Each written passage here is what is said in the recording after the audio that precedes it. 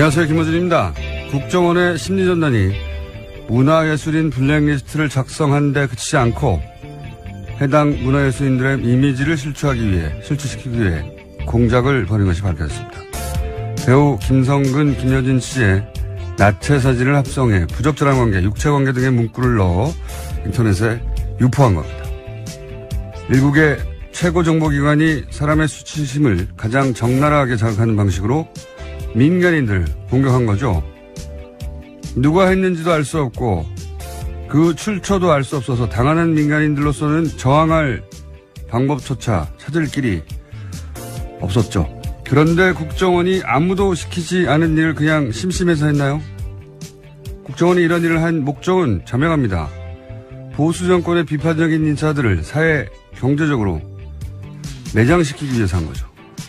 제가 이해할 수 없는 것은 자신들의 정권을 유지하기 위해 최고정보기관을 이렇게 양아치 수준으로 부린 정권의 운영자들, 이명박의 한나라당, 박근혜의 새누리당, 그리고 지금의 자유한국당은 이 범죄에 대해 왜 아무런 사과도 안 하는 겁니까?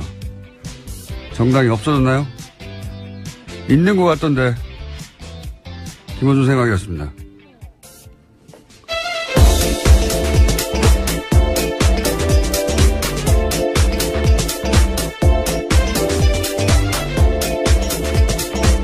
시사인의 김은지입니다. 국정원이 참 여러 가지로 우리를 놀래키는데. 네, 정말 저열합니다. 이렇게까지 할 줄은 사실은 상상하지 못했던 분이 많았던 것 같아요. 예, 저런 이미지를 공무원이 세금을 받고 만들었다라는 상상을 하면요. 상상이 아니고 실제죠. 참. 노무현 대통령 논두렁식의 이 워딩도 이제 심리학자들을 동원해가지고 그냥 만든 게 아니라 당사자가 가장 치욕적으로 느낄 어떤 문구를 만들어냈다는 거잖아요. 예. 그러니까 전직 대통령을 상대로도 어떻게 하면 가장 잔인한 방식으로 무너뜨려서 저항하지 못하게 하고 짓밟아 버릴까. 그래서 심리학자가 동원해서 공작을 하는데 그걸 생각하면 어느 누구를 상대로 어떤 짓을 못할까, 안 했을까. 예. 상상 가능한 범주를 넘어서는, 예. 온갖 짓을 한 것이 분명한데, 좀 방금 얘기했지만, 아니, 그러면은 그때 여당이었던, 네. 집권 세력이었던, 한나라당, 새누리당, 그리고 지금은 자유한국당. 여기에서 한마디 해야 될 거 아닙니까? 당연하잖아요. 대국민은 아니더라도 최소한 당사자란 애들에게라도 뭐라고 해야 되는데, 없는 척 하고 있어요. 네. 제가 김성근이라고 했다고 하네요. 문성근 씨인데. 예, 오늘 3부에서 저희가 직접 모시고 관련해서 당사자는 얼마나 괴롭겠습니까? 말 못할 여러 가지 고통이 있었을 텐데 구체적인 사례와 이야기를 인터뷰를 저희가 3부에서 나눠보기로 하겠습니다. 자, 브리핑 시작하기 전에 요즘은 저희 앞방송이 있습니다. 김보빈 아나운서가 진행하는 앞방송 문자로 그런 문자가 와요. 오늘도 브리핑 좋았어요. 김은지. 김은지 화이팅. 이제는 저희 방송 시작할 때 오는 게 아니라 앞방송에 옵니다. 타임머신 문자들. 예. 미리 들으신 거죠? 자. 어쨌든 감사합니다. 첫 번째 뉴스는요? 네, 문재인 대통령이 유엔 총회 참석차 다음 주에 뉴욕을 방문합니다. 그에 앞서 어제 미국 CNN 방송과 인터뷰를 했는데요. 전술핵 관련된 입장을 공식적으로 냈습니다. 북한의 핵에 대응해서 우리가 자체적으로 핵 개발을 해야 한다거나 우리가 전술핵을 다시 반입해야 한다는 생각에는 동의하지 않는다라고 밝힌 겁니다. 문재인 대통령은 특히 동북아 전체의 핵 경쟁을 촉발시켜서 동북아 전체의 평화와 안전을 저해할 것이라는 판단한다라고 강조했습니다. 이건 뉴스공장에서 줄기차게 얘기했던 거고, 예, 어젠가요? 매티스 국방장관도 얘기했잖아요. 예. 네, 공개적으로 그런 이야기를 했습니다. 뉴스공장을 듣는 것 같아요. 매티스가요? 왜냐면은 제가 위치가 뭐가 중요하냐고, 우리 땅에서 쏘건, 동해에서, 혹은 서해에서 핵잠수함에서 쏘건, 뭐가 중요하냐고, 게다가 더 구체적으로 얘기하면, 이거, 조그만 핵폭탄이라고 그랬잖아요. 예. 그거는 이제 비행기 실어서 떨어뜨리거나 해야 되거든요. 핵잠수함 소리 더 빨라요. 그거 납치하고 날아가서 떨어뜨리는 것보다 실제 그 핵이 가진 억지력이 중요한 건데, 예, 위치가 뭐가 중요한지, 이건 이제 계속 말씀드리지만 이런 얘기를 뻔히 알면서도, 국민들이 불안해 하잖아요. 어쨌든 간에. 그 불안감을 이용해서 사실은 정치적 이득을 얻으려고 이런 주장을 하는 거죠. 예. 근데 어쨌든 문재인 대통령도 그런 얘기를 했고, 국방장관도, 예, 거의 비슷한 시기에 얘기하네요. 예. 네, 공식적으로 전술핵 재배치를 부정한 건데요. 핵 억지력을 갖고 있으면 핵무기 위치는 중요하지 않다라고 밝힌 겁니다. 뉴스 잘 들었어요, 이 양반이. 네. 놀라운 가설입니다. 지난주에 얘기했는데, 중요한 방송이니까 번역해서 들을지도 몰라요. 예. 어쨌든, 이게 미국이 전술핵 재배치의 뜻이 조금이라도 있는 것처럼 뉴스가 잠깐 나왔잖아요. 그건 소위 이제 유엔 안보리 제재안 직전에 대중국 압박 메시지라고 하는 건 사실 미중 관계에 조금이라도 관심 있는 사람들은 뻔히 알만한 내용인데도 그 무시하고 계속 전술핵 얘기를 했었죠. 예. 800만 달러 지원하겠다는 얘기도 검토 중이라는 얘기도 나오지 않았습니까? 예. 네, 어제 정부가 밝힌 바인데요. 국제기구의 대북 인도 지원 사업에 800만 달러를 지원하는 방안을 검토 중이라고 밝혔습니다. 유니세프 세계식량계획 등 유엔 산하 국제기구 요청에 따른 대북 지원 사업에 대한 논의를 할 거다라는 겁니다. 알겠습니다. 방금 한 줄 속보인데, 북한이 또 미사일을 발사했네요. 예. 네, 합참에서 밝힌 바인데요. 북한이 평양 일대에서 동쪽으로 미사일을 발사했다라고 속보가 떴습니다. 아직은 속보고요. NH가 보도한 거고, NHK가. 이제 유엔 안보리 대북 제재가 있었으니까 북한도 한마디 해야 되는 거죠, 지금. 예. 그런데 이제 저는 틀림없이 800만 달러, 유니세프가 지원한 거긴, 요청한 거긴 한데, 이 얘기를 검토 중이라고 하면 또 이제 보수정당에서는 공격을 할 거예요. 보수정당은 항상 일관된 태도로 그래왔으니까요. 근데 그래서 모든 대화 채널을 다 끊어버렸지 않습니까? 예. 저는 이럴 때일수록 이런 돌파구가 필요하다고 봅니다. 예. 서로 총을 쏘고 막 전쟁할 때 1차 대전, 2차 대전 이럴 때도 각국 정상은 계속 대화를 했어요. 채널을 돌리고. 어떻게 아무 대화도 안 하고 있습니까? 자, 네, 그래서 대화와 관련된 이야기도 있는데 NHK 방송에서 보도한 바인데 북한의 외무성 부국장이 스위스에서 미국의 전 국무부 동아태 차관보와 일본의 외무성 간부를 만나서 유엔 제재 등 현안을 논의했다고 합니다. 그러니까요. 미사일을 쏘고 동시에 대화를 하고 우리 정부와의 백채널은 어떻게 되는 건지, 예, 사실은 그런 뉴스는 아직 안 나오고 있는데 있는 건지 없는 건지 있어도 사실 있다고 말을 안 하겠죠. 현 상황에서는. 백채널은 돌아가야 하는 겁니다. 제스처는 있어야 하는 거고. 자, 다음 수는요? 네, 앞서 공장장께서 오프닝으로 이야기하셨던 소식인데요. 이명박 정부의 국정원 블랙리스트와 관련해서 이번에 정말 저열한 지시를 한 문건이 나온 겁니다. 국정원 심리전단이 2011년 여름에 배우 문성근 씨와 김여진 씨의 부적절한 관계를 꾸며내서 이미지를 실추시키는 내용의 계획서를 작성하고 상부에 보고했다라고 합니다. 또 실행에 옮겨졌고요. 알겠습니다. 이야기는 저희가 당사자로부터 직접 듣기로 하고, 사실 핵잠수함도 필요 없어요. 미국 본토에서 쏴도 25분 30분이면 평양까지 날아가요. 뭐 여기다 갖다 놓습니까? 정말. 네, 블랙리스트 이야기가 다시 또 돌아가신 거죠? 갑자기 생각이 나가지고. 예. 자, 블랙리스트 이야기 있고요. 예, 블랙리스트 뉴스는 쏟아지고 있습니다. 계속해서 MBC도 자체 블랙리스트 있다는 얘기 나오고 KBS도 나오겠죠. 그거 다 자세하게. 자, 최근에 또 BBK가 자꾸 수변 위로 올라오고 있잖아요. 이 뉴스도 뉴스공장의 관심사인데. 네. 어제 대정부 질문에서 박영선 의원이 또 관련된 의혹을 제기했습니다. BBK 가짜 편지 사건과 관련한 새로운 증거가 있다라고 공개한 건데요. 자신이 받은 문자 메시지를 보여준 겁니다. 이 해당 메시지에는 박영선에게 제 본의가 아니었음을 사죄드리며 기회가 되면 정식으로 사과하겠다라는 내용인데요. 그러니까 가짜 편지를 발표한 검찰의 발표가 전부 거짓이다라는 내용이 있습니다. 이게 뭐냐면 BBK 전문가로서 이게 뭐냐면은 기획입국 이런 단어 생각나시죠? 당시 네, 2007년이었습니다. 한마디로 말하면 민주당이 BBK를 이명박 후보에게 죄를 뒤집어 씌우기 위해서 만들어서 뒤집어 씌우기 위해서 김경준과 짜고 김경준을 입국시켰다. 네, 기획해서 입국시켰다라는 거죠. 이런 설을 주장했어요. 당시 새누리당에서. 근데 이제 그걸 나중에 선거 막판에 그걸 입증하는 편지라면서 흔든 게 하나 있어요. 네. 근데 내용이 뭐냐면 김경준 씨하고 교도소에 같이 수감됐던 모 씨가 김경준 씨에게 편지를 보냈다. 근데 내용이 뭐냐면 큰 집, 당시 노무현 정부 청와대를 의미하는 거죠. 큰 집과 무슨 약속을 했던 간에 이용당할 거다. 그러니까 하지 마라. 이렇게 만류하는 그런 내용이에요. 근데 이 편지가 날조된 거라고. 3년이 지나고 나서 그 수감자의 형제가 네, 고백을 합니다. 내가 썼다고 그거. 가짜 편지라는 네.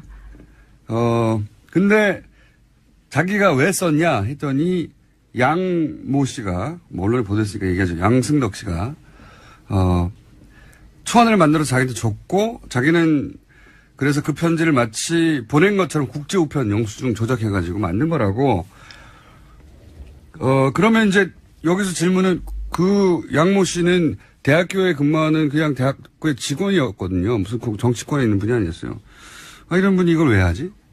양모 씨가 이렇게 거대한 사건을 선거의 어떤 대선의 그 한복판에서 편지를 만들어냈다는 게 이해가 안 가잖아요. 그건 누가 시켰을까? 당연히 이렇게 연결돼야 되는데, 그 편지를 전달받은 당시 김병진 이명박 후보 상임 첩보나 은진수 당시 클린위원회 팀장이나 그 편지를 공개하는 홍준표 클린위원회 위원장, 당시 홍준표 위원장이었어요. 모두 무죄가 나왔어요. 배우가 없다는 거죠. 예. 그때 그 폭로한 신명 씨는 이상득, 최시중, 신기옥 이명박 대통령의 동서죠. 이 사안을 텐들링 하고 있으니 검찰에 가서 얘기해도 된다. 이렇게 얘기 들었다고도 진술했는데, 예. 모두 검찰이 사면해 준 거예요. 지어낸 얘기라고 검찰이 했어요. 지어낸 얘기. 털어준 겁니다. 예. 이 사건 역시 대수사 대상인데, 박영선 의원이 어떤 단서, 새로운, 물증을 가지고 있는지 모르겠는데, 저희가 한번 인터뷰 시도해 보겠습니다. 자, 뉴스 하나 정도 더 하고, 이제, 저희가 준비한 미니 인터뷰가 있거든요. 예. 네. 저보다 많이 나오는 게 아닌가 싶은 이정열 전 판사님을 곧 연결해야 될 것 같습니다. 어떤 뉴스가 있습니까, 정치권에? 예, 국민의당에서 추미애 더불어민주당 대표의 소위 땡깡 발언에 대해서 문제 삼고 있습니다. 추 대표의 사과 요구 없이는 김명수 대법원장 인준안 처리를 위한 국회 일정에 협조할 수 없다라는 입장을 밝혔습니다. 기분이 나빴겠죠. 땡깡을 놓는 집단이라고 하면. 예. 화날 수 있죠. 근데 정치가 원래 그렇게 말로 치고 박는 거고, 뭐 조롱도 하고 면박도 하고, 어느 나라 그래요. 다른 나라 국회 진행되는 거 보면 서로 그냥 날선 공방, 뭐 유머를 좀 섞어가면서 하기도 하는데, 근데 이제 추미애 대표만 땡깡 놓는 집단이라고 했냐. 안철수 대표도 문재인 청와대야말로 적폐라고 했거든요. 예. 근데 만약에 그런 말을 듣고 문재인 대통령이 나를 적폐라고 하다니 모욕적이다. 사과하기 전까지는 청와대 업무를 보지 않겠다. 이렇게 말했다고 생각해 보세요. 그럼 언론이 가만히 있겠어요? 정치적 공방하고 공적인 책무를 구분하지 못한다고 그랬겠죠. 비난이 쏟아졌겠죠. 누구도 편들어주지 않았을 거예요. 그러니까 국민의당은 추미애 대표하고 말로 싸우면 됩니다. 말로 싸우는 게 정치인데, 그래서 더 석층 쪽이 지지를 받고, 근데 사과하기 전에는 이제 사법부 수장 자리를 공석으로 두겠다는 거죠. 일정에 협조할 수 없다는 거잖아요. 네, 원래 25일 전에 임명 절차를 끝내야 되는데요. 거기에 얽매이지 않겠다라고 밝힌 겁니다. 그러니까 이런 공방이 있다고 해서 기계적으로 양쪽 다 전달하는 건 좀 말이 안 되는 것 같아요. 자기들이 화나는 게 어떻게 사법부 수장을 공석으로 둘 명분이 되냐. 만약에 문재인 대통령이 적폐라고 했다고 청와대 업무를 보지 않는 것과 마찬가지니까 이렇게 따져야 정상 아닙니까? 저는 그렇게 생각이 되는데 항상 이 사태는 제2의 머리 자르기 사태로 벌지나 뭐 이런 식으로 기자들은 빠져나가고 같이 판단 안 하는 거죠. 비겁한 태도라고 봅니다. 저는. 여기까지 하고요. 네, 저는 인사드리고 가겠습니다. 자, 안녕하십시오. 지금까지. 예, 시사인 김은지였습니다. 감사합니다. 자, 바로 연결하겠습니다. 저희 뉴스공장에 영장 해설 전담 판사, 각종 사법계에 일어나는 일들을 모조리 해설하고 계신, 왜냐하면 영장 전담 판사도 해봤고 부장판사도 해본 분이기 때문에 이정열 전 부장판사 전화 연결됐습니다. 안녕하십니까? 네, 안녕하세요. 근데 저 법무수석에서 저기 해설로 뭐 강등된 겁니까? 아니 보직이 변경된 겁니까? 언론사 해설위원이 훨씬 더 높아요. 네. 알겠습니다. 네. 자, 두 가지 주요 질문인데, 네. 어제 이제 청문회가 있었지 않습니까? 네네네. 김명수 대법원장 보좌. 예, 예. 청문회가 있었고, 그 이전에 카이 영장이 또 한 번 기각됐지 않습니까? 네네. 영장 기각이 거의 유행에 가깝게 지금 벌어지고 있는데, 근데 이제 네. 본인 사안이라 증거인멸이 네. 죄가 안 된다라고 영장 기각 사유를 밝혔어요. 네네. 그러니까 본인 사유는 자기를 법적으로 보호하기 위해서 그럴 수 있다고 판정한 것 같고 그게 법리인 것 본데 거기 또 문제 제기하는 사람들이 있습니다. 그게 본인이 직접 한 게 아니고 본인 사안을 누가 시킨 게 아니냐 뭐 이런 식의. 근데 여기서 해설이 필요해서 그 기각권은 네네. 어떻게 된 겁니까? 일단 지금 제가 지금 자료를 안 가지고 있어서 좀 불투명하긴 한데 아마 형법 155조인가 아마 그런 걸로 알고 있어요. 거기에 보면 증거인멸죄가 나와 있는데 네. 증거인멸죄 구성 요건 자체가 타인의 형사사건 또는 징계사건 이렇게 돼 있어요. 네. 자기의 형사사건인 경우에 아예 범죄가 안 되는 걸로 지금 법이 그렇게 돼 있습니다. 네. 그러니까 이게 뭐 이렇게 법을 규정하는 게 맞냐 틀리냐를 떠나서 일단 네. 법은 그렇게 돼 있어요. 그러니까 네. 자기 사건인 경우에는 안 된다라는 게 이제 뭐 이건 좀 정말 그 형법의 기본 중에 기본이거든요. 네. 근데 그건 그렇고 네. 다만 이제 제기되는 문제가 뭐냐면 이게 온전히 자기 사건만이면은 뭐 그냥 범죄가 안 되는 건 너무 명백한데 이 증거가 자기 사건 겸 타인 사건일 수도 있거든요. 그래서 이제 뭐 박주민 의원 같은 경우에는 아니 자기가 인멸한 게 아니고 남을 시켰고 예. 그리고 그 남을 그건 시켜서 또 다른 문제죠. 그렇죠. 예. 그건 또 다른 문제예요. 예. 남을 시켜서 삭제한 그 내용이 말씀하신 대로 자기와만 관련된 네. 게 아닌데 그렇죠. 예. 어떻게 그 경우에는 지금 그러니까 판례는 그러니까 지금 박주민 의원께서 지적하신 거는 뭐냐면 자기가 행위를 하지 않았는데 자기랑 관련돼 있는 사건인 경우고요. 지금 이제 판례가 있는 건 뭐냐면 자기가 행위를 하긴 했는데 그게 타인 및 자기까지 관련되니까 행위자가 누구냐의 차이가 있기는 있어요. 근데 판례는 이제 자기가 행위를 한 경우에 타인하고 관련성이 있으면 그것도 안 된다. 범죄가 안 된다라고 하는 판례가 76년가부터 나오고 있거든요. 현재까지 나오고 있고. 그러니까 문제는 이제 자기가 행위를 안 했는데 타인을 시킨 경우, 내지 방조한 경우, 이 경우는 지금 명백하게는 없어요. 그래서 아마 지금 사실 이게 그 증거인멸에 관해서 자기 형사사건인 경우에 범죄가 안 된다는 건 너무 기본 중에 기본이라 영장기각 사유를 보면 그게 어떻게 보면 너무 명백하긴 한데 한편으로 뒤집어서 보면은 아니 검찰에서 이런 기본도 모르고 영장을 청구했겠나라는 생각이 들거든요. 그렇겠죠 당연히 예. 그렇죠. 예, 너무 쉬운 거기 때문에 그래서 아마 뭔가 있을 거다 싶은데 아마 그것이 박주민 의원 지적한 대로 본인이 행위를 한 건 아닌데 교사범이 아니겠느냐. 예, 그 경우에는 지금도 아직 명백한 기준이 없어서 그래서 영장을 청구했을 것 같고 지금 사실 그 부분에 관해서 우리나라 판례는 그렇게 돼 있는데 일본 판례를 비롯해서 학설은 다 이거 타인이 게재돼 있으면은 무조건 처벌해야 된다는 게 다수설이거든요. 그래서 판례를 좀 바꿔봐야 되겠다는 생각을 한 건지 아니면 뭐 그 부분에서 판례가 명백하지 않으니까 기준을 세워봐야 되겠다라는 생각으로 한 건지는 명확하지 않습니다만 검찰 태도는 상당히 이제 좀 그 범죄 성립에 관해서 증거인멸이 상당히 중대한 범죄이기 때문에 넓게 좀 보자는 취지고 그리고 이제 법원 입장은 아직까지는 좀 소극적인 입장이 아닌가 뭐 그런 정도예요. 이게 좀 전문적인 부분이라. 자, 판사님. 논란의 여전히 있습니다. 네. 네. 그러니까 술을 너무 많이 드시고 자료를 못 보니까 지금 언론만 얘기하시고 자료를 보셨다고.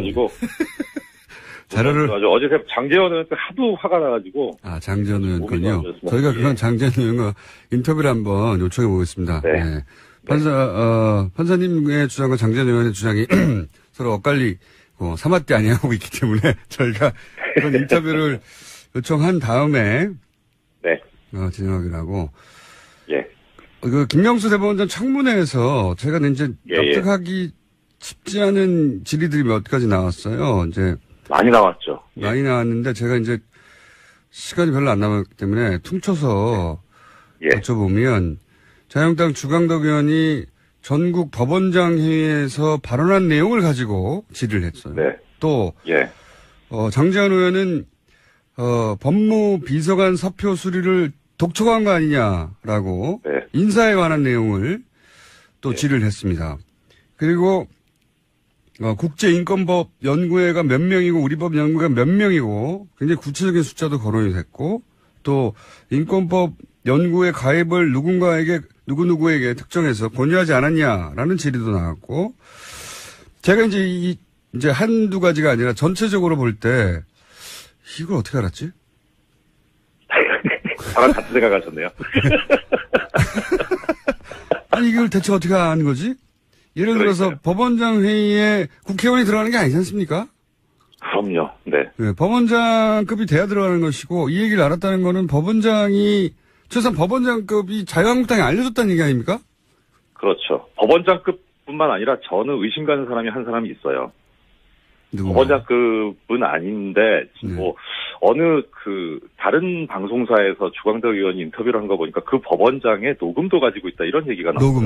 녹음도요? 네, 그래서 그게 사실인지 아닌지까지는 모르겠는데 최소한 하여튼 이 1년의 여러 가지 정보들이 나오는 출처가 누구의 짐작은 가거든요. 이게 아닌데 뭐 증거는 없는데. 네. 예. 예를 들어서 이건 사표 뭐 관련 이런 거는 그 인사를 담당하는 법원 행정처나 또는 뭐 무슨 연구에 몇 명 있다는 거는 거기에 가입된 개인들도 모를 텐데 법원 행정처 같은 곳 아니면 전체적으로 법원의 행정을 관리하고 정보를 관리하고 인사를 관리하는 이런 곳만 아는 거 아닙니까? 이런 정보를? 그렇죠. 맞습니다. 예. 아주 지당하신 말씀입니다. 그게 이런 사례도 있었어요. 어떤 판사 같은 경우에는 뭐 신문사에서 연락이 와가지고 뭐 이렇게 따지는데 본인도 알 수 없는 본인의 자료들을 알고 있더라는 거예요. 그 신문사에서 질문이 그래서 이게 뭐 그 당시에 이제 얘기가 돌기를 행정처에서 다 흘린 거 아니냐 언론사에다가 그러니까 자기가 뭐 블랙리스트까지 모르겠는데 자기들 마음에 안 드는 판사에 대해서 뭐 좀 안 좋은 평가가 날 수 있게 흘린 거 아니냐 그런 소문이 되게 많이 돌았었거든요. 이것도 아마 일련의 상황 그 연장선상에 있을 거고 지금 공장장님 말씀하신 거 다 이 내용이 법원 행정처 아니면 모르는 내용입니다. 그러니까 제가 몰라요. 30초밖에 안 남아서 여기서 끊어야 되는데 법원 행정처가 김명수 대법원장 임명을 막기 위해서 자유한국당에 자료를 준 거라고 보이는 정황 아니냐 이런 질문입니다. 10초 만에 답변해 주세요. 그런 생각이 들고 그리고 그 과정에 이 하여튼 누구지 제가 밝힐 수는 없는데 우리법연구회 출신입니다. 이 얘기한 사람. 저는 확신하고 있습니다. 요 문제 한 번 더 인터뷰하죠. 여기까지 하겠습니다. 네, 안녕히 계십시오. 네, 이정열 전 부장판사였습니다.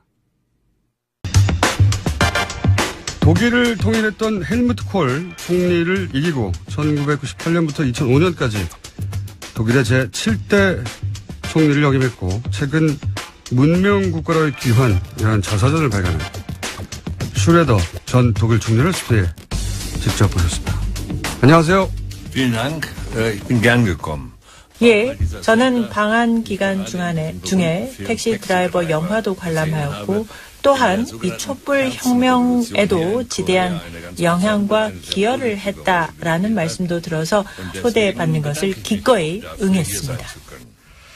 독일 전직 총리로는 처음 와주셨기 때문에 대단히 감사드리고 더불어서 정치인 슈레더는 한국 언론에 소개가 된 적이 있지만 어떤 사람인지 자연인으로 한 번도 소개된 적이 없어서 저도 궁금해서 개인적인 질문부터 몇 가지 드리겠습니다. 첫 번째 드릴 질문은 제가 자료를 보다 보니까 중학교를 졸업하고 나서 소매상의 판매직으로 일을 하셨더라고요. 고등학교 진학을 안 하고. 왜 고등학교 진학을 안 했는지, 공부를 못 했는지. Nein, ich habe nicht gefaulenzt. 제가 공부를 못하거나 게을리하지는 않았습니다. 그런데 저희가 5형제였거든요. 그리고 저희 어머님은 전쟁 미망인이셨어요. 아하. 아버님이 2차 세계대전 중에 돌아가셨습니다. 따라서 당시에 저희 집안의 형제들은 모두 스스로 각자 해결해야 되는 상황이었죠. 학비를 부모로부터 기대할 수 없었고요. 또한 너무나 가난했었기 때문에 각자 형제들이 빨리 독립해야 한다. 스스로 벌어서 내 앞가림을 해야 한다라는 것을 저희는 너무나 다 잘 알고 있었습니다. 저는 야간 학교를 다니면서 소매상에서 일하면서 저녁에 공부를 하면서 독일에서 대학에 입학할 수 있는 입학 자격 시험에 합격을 하였는데요. 야간 학교 다니면서 취득한 겁니다. 말하자면 그래도 어느 정도 살만한 집안의 자녀라면 가지 않았을 그런 다른 길을 간 거죠. 제가 다른 길을 가기는 했지만 이것이 제 인생에 한 번도 해가 되었거나 어떤 불이익을 크게 끼쳤다라고는 생각하지 않았습니다. 저희 어머님이 저희를 사랑으로 키우셨고 또 무한한 자유를 주셨기 때문에 저는 저의 유년 시절이 행복했다고 생각합니다. 제가 자료를 보니까 22살이어서 대학 입학 자격을 얻으셨습니다. 그런데 변호사 자격을 취득한 건 1976년이에요. 그래서 따져보니까 대학 입학 자격부터 변호사까지 14년이 걸렸어요. 14년이. 그리고 그 사이에 뭐 하셨는지 전혀 없거든요. 20대 초반부터 30대 중반이 되는 14년 동안 무슨 일을 하셨는지, 14년 동안 계속 변호사 시험이 떨어진 건지. Ich habe außerordentlich kurz studiert. 추측하시는 것보다 솔직히 저는 공부를 좀 잘하는 편이었습니다. 그래서 지금 14년이나 제가 떨어졌다가 고배를 마시고 공부만 했다고 생각하시는데요. 사실은 그렇지 않아요. 저는 독일에서 다른 학생들보다는 빨리 학업을 오히려 마친 편이었어요. 9개 학기, 즉 4.5년 만에 학업을 마쳤는데요. 저희가 가난했고 제가 돈을 빨리 벌어야 했기 때문에 오히려 공부를 여유 있게 할 수가 없었어요. 그래서 굉장히 빨리 공부를 마치려고 노력했던 편인데요. 시간이 이렇게 걸렸다는 것은 말씀드리면 4.5년 정도 9학기에 걸쳐 학업을 마치고 나서 독일은 일반적으로 실습을 합니다. 그래서 법원 시보로도 실습을 하고 로펌에 가서도 시보를 하고 또 검찰청에서도 시보를 하는 이런 실습 기간이 긴데요. 지금 76년이라고 하신 것은 제가 시험에도 다 이미 합격하고 로펌에서 말하자면 그 월급쟁이 변호사라도 일을 했던 그런 것들을 다 지나서 1976년에 제 법률 사무소를 낸 것이 76년이었다는 뜻이었습니다. 의심이 많으시니까 성적표도 보내드릴 테니까 청취자분들께 꼭 공개해 주시기 바랍니다. 1980년에 연방하원 선출이 처음 되셨는데 이때가 그러면 30대 후반이네요. 예. 정치를 왜 시작하신 건지. Das hat zu tun mit meiner Kindheit. 저희 집이 워낙에 가난하였습니다. 그러다 보니까 교육의 기회는 곧 힘이다. 교육만이 힘이라는 그런 생각을 일찍 했습니다. 그래서 저의 삶에 있어서 항상 누구나 무상 교육을 받도록 해야 한다라는 것에 제 정치 삶을 바쳤다고 해도 과언이 아닙니다. 그래서 가난한 집 아이들도 부모의 돈이 없어도 열심히 노력만 하고 교육을, 즉 대학 교육을 돈 없어도 받을 수 있는 기회가 있다면 부모가 가진 부에 관계없이 자기 삶에서 성공할 수 있다는 것. 그래서 저는 교육에 있어서 교육의 정의, 모든 사람에게 있어서의 무상교육, 이것을 위해서 헌신했다고 생각합니다. 즉 교육에 있어서의 이러한 정의를 세우기 위해서 필요한 것이 곧 정치였고 그래서 저는 정치인이 됐습니다. 본인의 이상을 본인이 직접 가능하다는 걸 보여준 셈이네요? 맞습니다. 예를 들어서 무상급식이나 무상교육을 해야 되겠다고 생각했던 정치인들도 많았을 텐데 결국 총리까지 되는 사람은 극소수에 불과하거든요. 그 극소수만 갈 수 있는 자리까지 갈 수 있었던 건 본인의 어떤 자질 때문이라고 생각하는지 그게 궁금합니다. Ich glaube, man braucht doch 첫째, 야망이 있어야 된다고 생각합니다. 자기가 정말 되고 싶은 것을 열렬히 추구하는 그런 마음. 두 번째, 열정이 필요하죠. 다른 어떤 것보다도 나는 이것이 정말 되고 싶다 하는 열정. 그 다음에 세 번째는 커뮤니케이션 능력이라고 생각되는데 커뮤니케이션은 사실 정치에서 가장 중요한 자질이라고 볼 수도 있습니다. 왜냐하면 정치라는 것이 사람을 이해하고 사람과 소통해야 되고 그들을 감지할 수 있어야 되는데 이것은 탤런트라고 생각합니다. 그리고 제가 지금 말씀드린 이 모든 것들은 태어날 때 갖고 태어나는 것이라기보다는요, 정치적인 삶을 하는 그 프로세스 과정에서 자연스럽게 배워나가고 생겨나가는 일종의 프로세스라고 생각합니다. 네.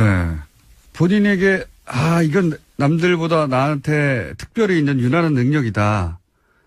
그런 거를 느껴본 어떤 본인의 자질은 없는지, 요건 내가 너무 잘하는 것 같아. 그런 게 없었는지. Nein, das kann ich ja nicht machen. 이것만큼 내가 이러하지라는 표현들은요, 자화자찬이라고 생각합니다. 사실 자화자찬은 해서는 안 된다고 생각을 하고요. 타인과의 비교도 항상 부적절하다는 생각을 갖고 있는데요. 그렇게 물어보시니까 한번 생각을 해보면, 제가 변호사를 할 때나 정치인으로서 활동을 할 때도 어떤 과정에서든 저는 상당히 저 자신에게 만족하는 편이었습니다. 때로는 극심하게 어려운 시기도 있었고 또 매우 내리기가 어려운 결정들도 있었어요. 그래서 그렇게 고심하고 괴로운 순간들에서도 저는 제 자신을 항상 나는 행복한 사람이다 라고 느끼는 마음이 있었어요. 왜냐하면 저는 제가 되고자 하는 말씀드린 제 꿈을 이루었고 그것은 제가 항상 원했던 것이었기 때문에 그것을 이루었다라는 그런 어떤 만족감 또는 행복하다는 생각을 갖고 있었습니다. 저 스스로한테 족하다라는 생각을 갖고 있었습니다. 그건 제가 보기엔 부모님께 감사드려야 할 것 같은데, 낙천적이고 긍정적이고 자존감이 강하고, 예, 저도 그래요. 저도 그런데 그거는 물려받은 겁니다. 생각해보면. 예. 독일 총리를 하셨으니까 이 질문을 드리지 않을 수가 없습니다. 이제, 분단 국가인 우리로서는 이제 독일의 통일을 굉장히 부러워하는데, 이 우리 한반도 문제에 있어서 예를 들어서 가장 강력한 영향을 미치는 미국은, 통일을 표면적으로는 지지한다고 하지만 남한에는 실제로 그동안의 역사를 보면 실제 통일을 지지했었다면 뭐 북한과 평화협정을 맺고 그리고 북한의 체제 보장을 약속해서 이 평화적인 환경을 오랫동안 지속될 수 있는 평화 환경을 만들었어야 하는데 지금 뭐 60년 이상 평화협정을 맺지 않고 있기 때문에 이 남북의 긴장 관계를 군사적으로, 경제적으로, 전략적으로 미국 이익에 부합되도록 활용한 측면이 있어 보이거든요. 근데 독일은 이런 미국이나 혹은 반대하는 영국이나 혹은 프랑스, 우리도 일본이나 중국이나 미국이 있는데 어떤 전략으로 돼 있는가, 어떻게 통일로 이끌어가는데 그 주변국들을 통일을 지지하도록 만들었는가 이런 게 궁금한 겁니다. 예. 영국, 프랑스, 네덜란드 이런 유럽의 국가들에 있어서 일단 중요한 것은 나토 동맹 체제라는 것이 하나가 있습니다. 그런데 전체적으로 볼 때 유럽은 당시 독일의 분단을 통해서 또는 구동구권 소련 이런 체제 하에서 사실 유럽이 분단되어 있다가 소련 동구권이 무너지면서 유럽이 통일이 돼버린 거예요. 이 역사적인 사실이 먼저 선행된 거죠. 그러다 보니까 영국 같은 경우도 대처 총리가 엄청나게 의구심을 갖고 여기에 반대하고 그랬죠. 그런데 전체적인 대세라는 것이 이제 유럽이 통합이 됐다. 유럽의 분단이 극복됐다라는 것이 대세였어요. 그러다 보니까 미국도 물론 통일된 유럽의 이해관계가 있었을 겁니다. 그것이 경제적인 이유든 정치적인 이유든 이해관계가 있었겠죠. 또는 러시아에 대해서든 어쨌든 어떤 이유든 간에 역사적으로 유럽이 통합된 이 큰 흐름이 있었고 그다음에 헬무트 콜 총리가 통일을 밀어붙인 거죠. 지금이야말로 통일이 될 절호의 기회라는 것을 간파하고 밀어붙이니까 유럽이 통일된 마당에 독일만 분단으로 남아 있어야 한다라는 게 이게 명분이 없어진 거예요. 바로 그러한 명분 때문에 영국도 어떻게 보면 대처가 결국은 그 명분 앞에서 자신의 그런 유보적인 입장을 결국 내려놓을 수밖에 없었다라고 생각을 합니다. 두 번째는 구동독에서 사람들이 대량 탈출을 시작한 겁니다. 헝가리라든지 이런 다른 동유럽 국가들로 그냥 국경을 넘어가 버린 거예요. 그래서 구동독에 있는 사람들이 이렇게 대량 탈출을 할 때 서유럽권에서 다들 굉장히 놀라는 상황이었거든요. 그리고 통일에 대해서 강대국들의 우려, 걱정 없을 수가 없죠. 독일이 너무 강력해지는 것 아닌가. 여기에 대한 두려움은 항상 있었습니다. 그런데 두 가지. 통일된 독일이 유럽연합의 일원으로 남는다. 즉 유럽이라는 큰 집에 통합된 한 일원으로 남는다는 것. 이 메시지가 중요했고요. 두 번째는 헬무트 콜이 고르바초프와 협상을 해서 통일된 독일은 통일 이후에도 나토의 일원으로 남겠다라는 이 두 가지가 있었기 때문에 주변국의 우려를 불식시킬 수 있었습니다. 좀 전에 미국의 어떤 이해관계 때문에 이런 분단의 평화협정을 하려면 했을 텐데 이런 미국의 이해관계도 말씀을 하셨는데 저는 이 분단에 대한 이해관계가 미국만 있는 것인가 하는 생각도 해봅니다. 자, 그렇다면 이 분단을 극복하기 위해서 한국에는 어떤 일들이 일어나야 하고 한국은 무엇을 해야 할까 하는 생각을 해보면요.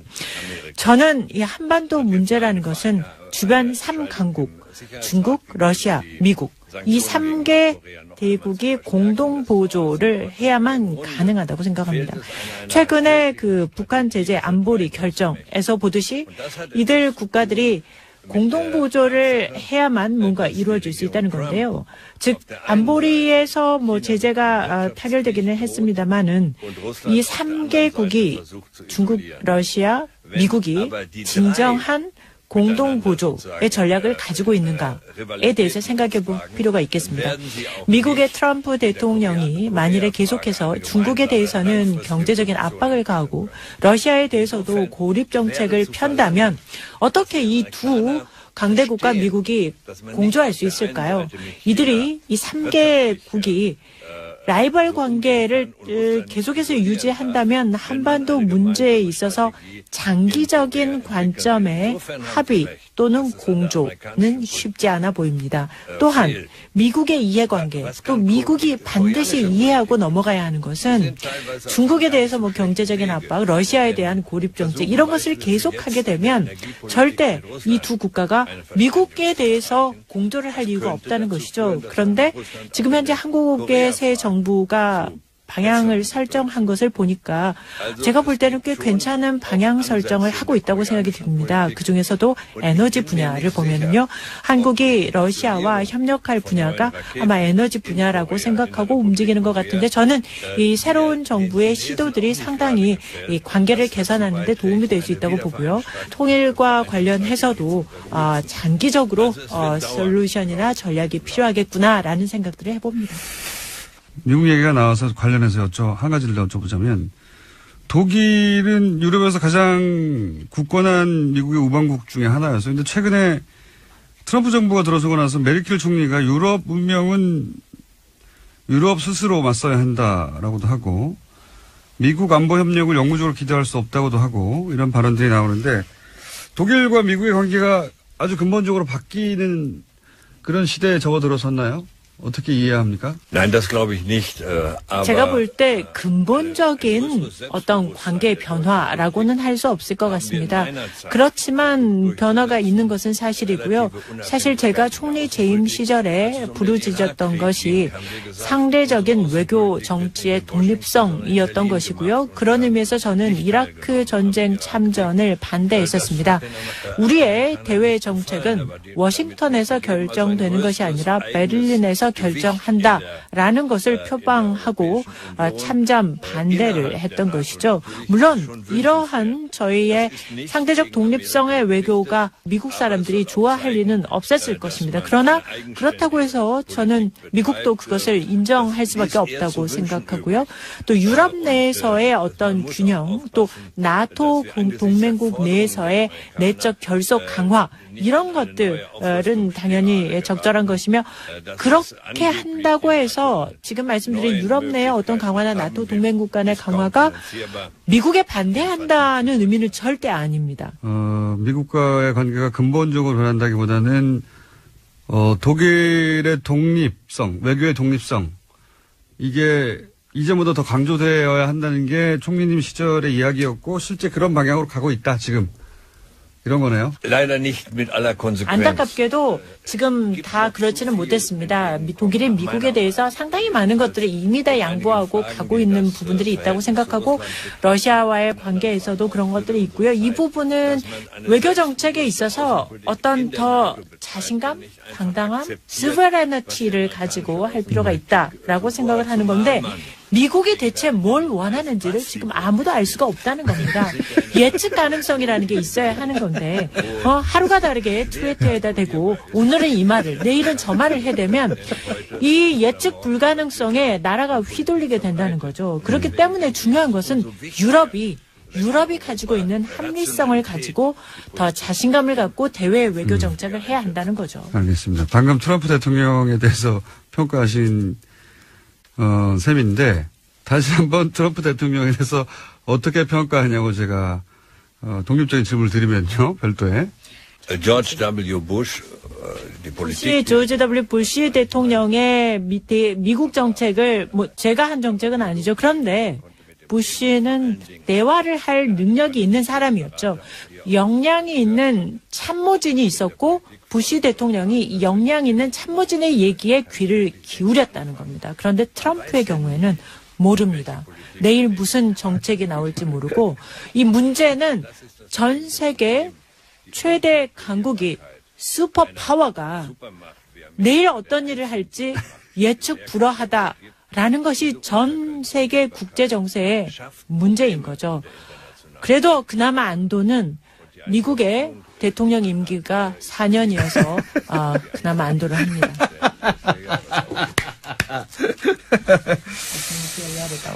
지금 그런 트럼프하고 이야기를 어떻게 우리 한국의 보수 세력이 주고받고 있냐면 전술핵을 한반도에 다시 배치하자. 그리고 트럼프 역시 그런 가능성이 있을 수도 있다. 이런 언급을 내비치고 전술핵을 한국에 다시 갖다 놓는 얘기를 하고 있는데 물론 현 정부는 반대하고 있습니다. 전술핵 재배치가 이 북핵 문제를 해결할 수 있는 해법이라는 주장에 대해서는 어떻게 생각하십니까? 전혀 아닙니다. 국제 정치가 추구하는 목표라는 것은 핵에 대한 전반적인 축소입니다. 이러한 시도는 북한의 핵무기 가능성에 대해서 남한도 핵으로 여기에 대응한다. 이런 식의 잘못된 시그널을 보내서는 안 된다고 생각하고요. 또한 새 정부가 한국 정부가 여기에 반대한다고 하니까 이것은 아주 잘 결정하신 것으로 판단됩니다. 이건 어떻습니까? 한국 보수에서는 북한과는 대화가 무의미하다. 그래서 실제 지난 9년간 북한과 대화가 완전히 단절됐거든요. 그런데 문재인 정부는 대북 제재 그리고 대화 재개를 동시에 추진하는 게 기본 방침이에요. 예. 이런 문재인 정부 대북 기조에 대해서는 어떻게 생각하십니까? Das ist absolut richtig. 전적으로 옳은 정책이라고 생각하고요. 매우 합리적이라고 생각합니다. 문재인 정부가 추진하는 그 정책을 잘 관철시키기를 바라겠습니다. 북한이 대화 능력이 없다라는 판단은 맞는 판단입니다. 바로 그렇기 때문에 한편으로는 제재를 통한 압박을 가하면서도 다른 한편으로 동시에 우리는 대화를 할 준비가 돼 있다라는 신호를 보내는 이 동시 정책, 이것은 매우 중요하다고 생각하고요. 북한은 자기의 체제를 유지하기 위해서는 대화 능력이 없는 것으로 하는 것이 자기 체제 유지에 유리하다고 생각해서 그렇게 하고 있는 것 같은데 남한은 적어도 대화를 할 준비가 돼 있다라는 것으로 신호를 보낼 필요가 있습니다. 마지막으로 시간이 없으니까 문명 국가를 귀한 이 책은 어떤 독자에게 필요한 책인지. 저는 정치의 꿈을 가진 분이라면 누구라도 읽어볼 만한 책이라고 권해드리고 싶습니다. 특히나 오늘날에 우리가 민주주의 사회를 유지하고 그리고 깨어있는 민주주의 사회를 미래에도 원한다면 젊은이들이 정치에 관심을 갖고 또 참여해야 합니다. 그런 의미에서 오늘날의 정치가 나아갈 방향 그리고 깨어있는 민주주의의 수호 이런 것에 관심이 있는 사람이라면 누구나 읽어보면 좋지 않을까 싶고 특히 그러한 정치에 참여하고자 하는 의지가 있는 사람이라면 도움이 되지 않을까 생각해봅니다. 알겠습니다. 감사하고요. 그리고 아마도 4번 의원하고도 총리가 되는 법이 궁금한 분들도 이 책을 읽으시면 좋을 것 같습니다. 감사합니다. Vielen herzlichen Dank. 네, 슈레더 전 총리 출연 다시 한번 감사드리고요. 네, 베를린에서 다시 만나겠습니다. 그리고 독일의 총리가 아니라 한국의 총리, 네, 이낙연 총리 9월 26일이죠. 네, 1주년 공개방송 출연해 주시기로 하신 거 매우 감사드리고요. 네, 지금 총리실에서 이제 여러 가지 연락이 오고 있습니다. 네. 저희가 잘 준비해가지고, 9월 26일 날 아주 많은 분들이 올 거거든요. 네. 멋진 방송 그때 보여드리기로 하고, 최대도 총리하고 제가 찍은 사진, 네, 저희 페이스북에 올라갈 수도 있습니다. 웃깁니다. 3부에서 뵙겠습니다.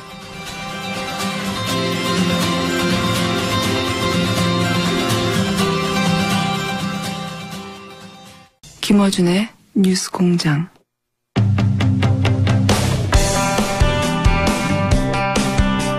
국정원이 문성근, 김여준 씨 사진을 합성하는 공작을 했다는 게 밝혀졌죠. 당사자, 피해자 문성근 씨 직접 스튜디오에 나오셨습니다. 네. 안녕하십니까? 네, 안녕하세요. 네, 방송에서 이렇게 뵈니까 어색합니다. 예, 이렇게 좋은 데서 하는지 몰랐습니다. TBS가 이사를 오고 나서 네, 시설이 굉장히 좋아졌습니다. 예. 남산에 있을 때 한번 가보셨어요? 그랬었죠. 남산에 있을 때는 다 쓰러져 갔잖아요. 그게 국정원 건물이었죠? 과거에 국정원 건물. 예, 거기서 고문당한 사람 많습니다. 자, 우선 그 이미지를 과거에 얼핏 본 적은 있어, 사실은. 예, 아니, 근데 워낙에 쓰레기들이 많았기 때문에 그냥 넘어갔던 일이고요. 그 다음에 그건 출처를 찾을 수가 없어서 고발을 할 수가 없어요. 그러니까 국정원이 하는 짓은 뭐 찾을 수가 없으니까. 예, 제가 한 10여 명 고발을 한 적이 있었는데 그 트위터 같은 경우는 그 미국 본사에 확인해야 된다고 그러니까 할 수 없다라고 하면서 빼고 뭐 이래서 확실한 사람들이니까 그 시위에 나와서 발언하는 사람들 있잖아요. 그 사람들만 고발한 적이 있었죠. 트위터 본사에도 요청하면 범죄 연루된 게 확실하면 예. 해줘요. 아, 당연히 그렇죠. 예. 핑계를 댄 것이고. 예. 근데 국정원이라는 게 명확하게 밝혀지고 나서는 무슨 생각을 하셨습니까? 믿어지지 않는 거죠. 뭐. 믿어지십니까 이게? 아니, 저는 사실 일베 중에서도 네. 개쓰레기들만 하는 집단이에요. 그러니까 삐. 아, 여기 예, 그렇죠. 아니면 당사자 입장에서 그렇게 말할 정도로 예. 아니, 그러니까 그게 아마 해외 토픽에 지금 좀 나오지 않았을까 싶은데 그 최순실 때 라스푸틴 얘기했었잖아요. 네. 아마 그만큼 충격으로 받아들이지 않을까 그런 생각이 듭니다. 그러니까 그게 이제 뭐 일반 네티즌들이 이렇게 했다 이런 모르겠는데 그렇죠. 네. CIA가 했다. CIA가 유명 배우 둘을 합성해가지고 그거 목적은 부시 정권을 지키기 위해서 했다. 이러면은 완전 전 세계 토픽이죠. 그 일베 정권이 계속 이어지는 거 아닌가라는 생각이 들어요. MB 정권의 성격이 일베였다면 그들이 이제 그런 공작으로 정권 재창출한 거죠. 그 일베 계속 이어졌고 그다음에 지금 뭐 새누리당 비상대책위원장이니까 그 양반이 청년들에게 일베 열심히 하라 그랬잖아요. 자유한국당. 예. 네. 그런 심성으로 지금 그 양반들이 한쪽 정치 세력을 맡고 있다는 게 참담하죠. 자, 여기까지는 공식적인 논평이었고요. 실제 본인이 어떤 피해를 당했는가 네. 그 사이에 왜냐하면 그거는 공작의 일환이었을 뿐 실제 생업을 지고 흔들었잖아요. 그 8년 전부터 방송 출연이 안 된다는 거를 알았기 때문에 뭐 괴롭지는 않았어요. 그냥 뭐 그런갑다. 뭐 괴로워하시던데 사석에서는. 아, 집 팔았어요. 집 있었으니까 뭐 먹고 사는데 문제 없는 거고. 네, 집을 살아서. 네. 네. 근데 웃으면서 이제- 얘기하지만 집을 집 팔았어 그러시다고. 저 그 단독주택 멀쩡하고 갖고 있었거든요. 지금 오피스텔로 옮겼으니까 뭐 충분하고요. 근데 저는 괜찮은데 저 때문에 딴 사람들이 피해받는 게 힘든 거죠. 그러니까 참여정부 때 제가 영화나 뭐 드라마나 뭐 이런 거 출연을 좀 했었는데 모든 회사가 세무조사를 받았으니까요. 출연했던 제가 출연했으면 이제 출연료를 줬을 거 아니에요. 그러니까 제 통장에 돈을 보낸 사람 회사는 모두 다 세무조사를 하더라고요. 그러니까 그 양반들한테 정말 미안하잖아요. 아, 참네. 저도 사실 겪은 게 있기 때문에 저는 이해가 가는 게, 뭐, 예를 들어서 티셔츠를 저희가 팔았어요. 회사에서. 아무것도 아니거든요. 네. 정말 영세한 업체예요. 조그만한. 거기도 세무조사를 했었으니까, 뭐, 문성근 씨를 출연시키고, 출연료를 입금했던 모든 회사가 다 세무조사를 다 했죠. 근데 그거 잘 모르고 초반에는 그러니까 뭐 8년 전, 9년 전에, 10년 전에는 초기니까 잘 모를 수 있잖아요. 그래서 그때 섭외돼서 출연했는데 나중에 예를 들어서 방송국에서 난리가 나가지고 그런 적도 있지 않습니까? 그 CJ가 갖고 있는 케이블 회사인데 OCN이라고 그래서 이제 처용이라는 드라마를 10부작이었어요. 계약을 하고 4부까지 찍었는데 그다음부터 출연이 없더라고요. 근데 나중에 보니까 그 연출이 임찬익이라는 친구였는데 그 친구가 4부까지 찍고 일부를 편집해서 이렇게 제출했더니 저를 통으로 편집하라 그러더래요. 인물을 빼버리라고. 그러니까 인물을 빼면 스토리가 완결이 될 수가 없는 거예요. 근데 빼라 그러니까 이 친구가 4부까지 찍었는데 그건 어떻게 그러면? 그러니까 4부까지 찍은 거 몽땅 다 빼버린 거죠. 근데 그러니까 이 연출이 그렇게 못한다 나는. 스토리가 안 맞는다 이게. 네. 그러고 버텼어요. 걔도 잘렸죠. 근데 그 친구에 대해서 진짜 저는 기가 막힌 게 신인이고 그 연출이라는 사람들은 연출하고 있는 동안에만 수입이 발생하거든요. 그러니까 나중에 저한테 와서 저 선배님 이렇게 됐는데 정말 어쩔 수 없이 뺐습니다라고 얘기를 해도 나는 양해를 했을 거예요. 그 친구를. 네. 그 감독을. 네. 네. 근데 수입도 없는 자가 그걸 덜푸덕 거절하고선 잘리더라고요. 그래서 설마 계약이 됐고 이미 사편까지 찍었는데 감독까지 교체하겠나 싶었겠죠. 그리고 또 한 번은 미안했겠죠. 당연히. 네, 그 친구는 저에 대한 의리를 지킨 건데 본인이 날아갔군요. 참 묘한 게 그 이후에 보면 CJ가 그걸 통편집해서 이제 한 다음에 그때부터 지금까지 저한테 단 한 번도 양해의 말을 한 적이 없어요. 아, 미안했다. 그때 어쩔 수 없었다라는 거 아니면 누구 한 사람을 보내서 이렇게. 그러니까 그 일이 벌어졌을 때 이걸 문제 삼으려면 문제 삼을 수 있었을 거 아니에요. 뭐 팟캐스트도 많고 그러니까 제가 나가서 얘기를 하면 되는데 사실은 CJ가 뭐 회장도 구속돼 있고 몸도 아프다 그러고 그래서 사정이 그렇겠지 뭐 저도 맨날 당하던 일이니까 그냥 양해하고 이제 문제 삼지 거기는 않고. 재벌이고요. 아니 글쎄. 그래서 양해하고 넘어갔는데 누가 누구를 챙겨줄 이 사람들이 아닙니다. 아직도 얘기가 없는 거예요. 아직도. 네. 야 이게 뭐 일종의 또 다른 갑질이죠. 네, 자기 고통은 자기 고통이고 자기가 남에게 준 고통은 아무런 관심이 없는 거니까. 그리고 인정해야 되니까 그때 그랬다는 걸.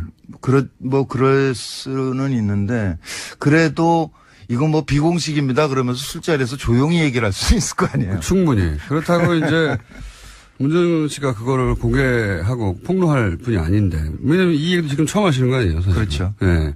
그런 일을 겪었음에도 불구하고.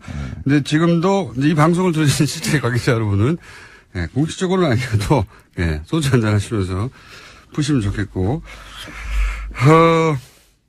본인이 직접 그렇게 해서 입은 직접적인 피해만 따지더라도 수익이 당연히 급감하지 않았나요? 그 소득 신고를 못한 해가 많죠. 그렇기 때문에 집을 팔아버렸고. 넉넉해요. 괜찮아요. 근데 이제 제 경우는 사실은 이제 유신 때부터 이어진 일이고 넉넉한데 요즘 왜 밥을 안 사십니까? 이렇게. 지금 이제 출연하고 그러니까 밥 사야죠. 고기 먹읍시다. 최근 몇 년간 지금 밥을 안 사시더라고요. 근데 저는 괜찮은데. 물어보면 집 팔았다 그러고 계속. 늦봄 문익한학교라고 있어요. 대한학교인데. 네. 전남 강진에 있는데 그걸 동아일보가 한번 무슨 종북학교 이런 식으로 그런 취지로 엄청나게 큰 지면으로 씹었어요. 근데 그거가 소송에서 이제 늦봄학교가 이겼는데 이기면 뭐합니까? 이미 전파된 건 전파된 거고 그래서 지금도 그 학교가 충격을 못 벗어나고 있어요. 그러니까 학생 수도 줄어들고 있고 그다음에 대한학교 경우에는 잘 아시겠지만 그 선생님들이 그냥 헌신하는 거거든요. 거의 최저생계비 수준에 받고 버티고 있는데 그분들이 이렇게 알아눕지를 못해요, 애들 때문에. 그냥 이 화를 지금도 만나면 그 얘기를 하는데. 씨를 말리는 씨를. 완전히. 그런 거죠. 예, 주변, 뭐 본인은 당연하고, 그리고 본인에게 그런 출연료를 줬던 사람도 당연하고, 예. 주변 그러니까, 완전히 씨를 말리는 거죠. 그러니까 이미지를 더 씌워서 하는 게 효과적이라는 거를 대중심리학적으로 분석을 한 거겠죠. 그러니까 그 사진 조작이나 이런 것도 이게 말이 안 되는 짓이긴 하지만 그것을 본 사람들에게 이게 잔상으로 남아서 무의식에 이렇게 침투하는 작전이었을 것이다 이렇게 생각이 되고. 국정원이 무슨 심심해서 만들었을 리도 없고. 그렇죠. 예. 예, 다 계산이 된 거죠. 논두렁 시계라는 말도 심리학자를 동원했다고 하니까. 예. 그랬죠.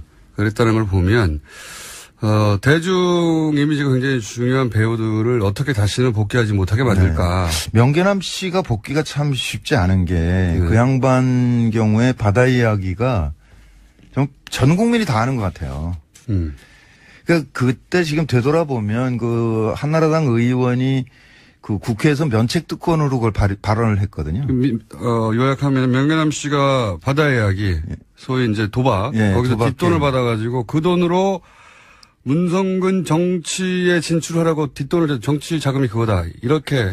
정권 재창출을 위한 자금을 마련했다 이런 거예요. 네, 전체적으로는. 그렇죠. 그래서 이제 그 중에 저도 수백억을 했다는 얘기가 수백억. 있었는데. 그게.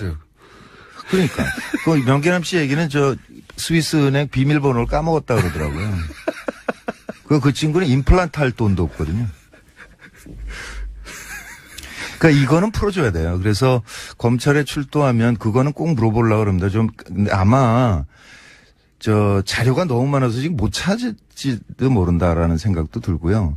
그게 이제 그러니까 탄핵 국면으로 들어가면서 파기를 시작을 했을 거 아니에요. 근데 그 옛날 건 안 했을지도 모른다. MB 정권 시절 거는. 그 흔적이 좀 남아서 지금 나오고 있는 거예요. 네, 그런 거죠. 네. 그래서 이제 문정근 씨가 그럼 10년간 뭐 했냐? 주로 등산했어요. 그래서 제가 종아리가 굉장히 단단하고요. 평상시에 어디 뭐 하시냐고 산이에요, 산. 피톤치드가 너무 풍부해. 산에 항상 가 계셨고, 예. 네. 평상시복이 항상 등산복이었습니다. 그래서 예. 부른 사람이 없기 때문에 부르지 않는 산으로 가는 거예요. 산에 많이 가셨고, 그 시절 얘기하자면 문화부 장관을 지냈던 이창동 감독님의 이야기도 하지 않을 수가 없습니다. 그분도 물론 그분이 영화를 더디게 만드는 스타일이기도 한데 영화를 만들기 위해서 지원 요청을 한 적이 있잖아요.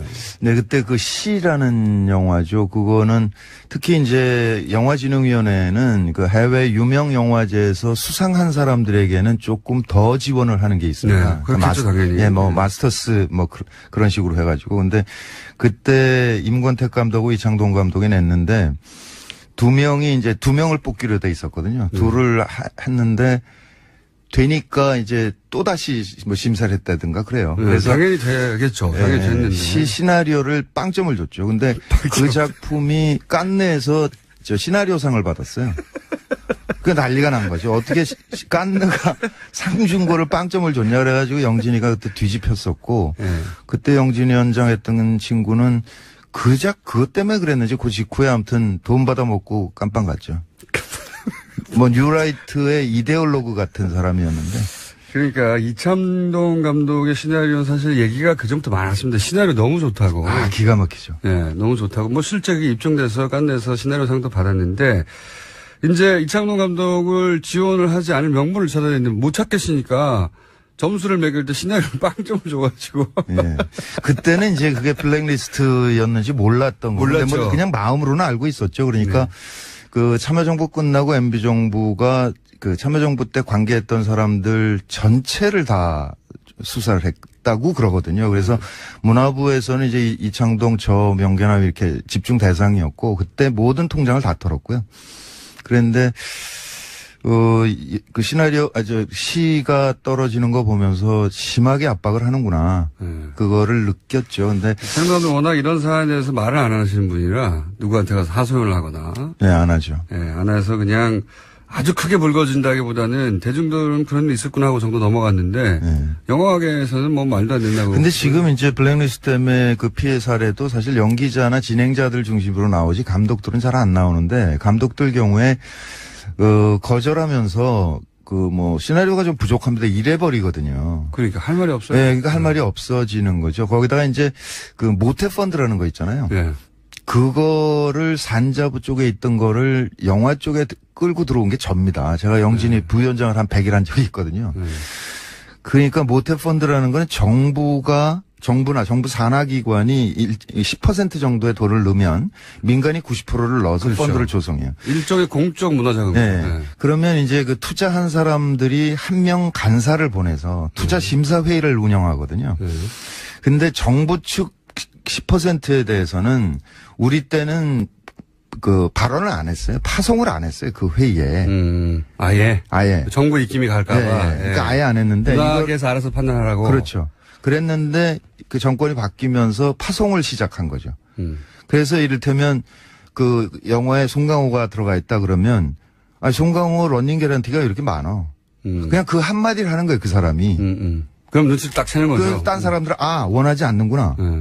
그거 빼버리는 거죠. 송강호 씨 정도 되는 그런 레벨의 배우들도 그런 불이익을 알게 모르게 당했습니까? 변호인 이후에 그 친구 한 2년 당했죠. 근데 그 친구는 워낙에 이제 그 티켓 파워가 크니까 CJ가 안 하면 워너가 하는 거죠. 그 워너 브라더스가 투자하고 봉준호는 넷플릭스랑 했잖아요. 그러니까 일종의 국부 유출이죠. 그러니까 우리가 생산을 해야 되는데 우리가 생산을 거절해 버리니까 그 컨텐츠가 외국 자본가로 넘어가게 되는 거죠. 가장 최고 수준의 배우나 감독들도 그랬으니까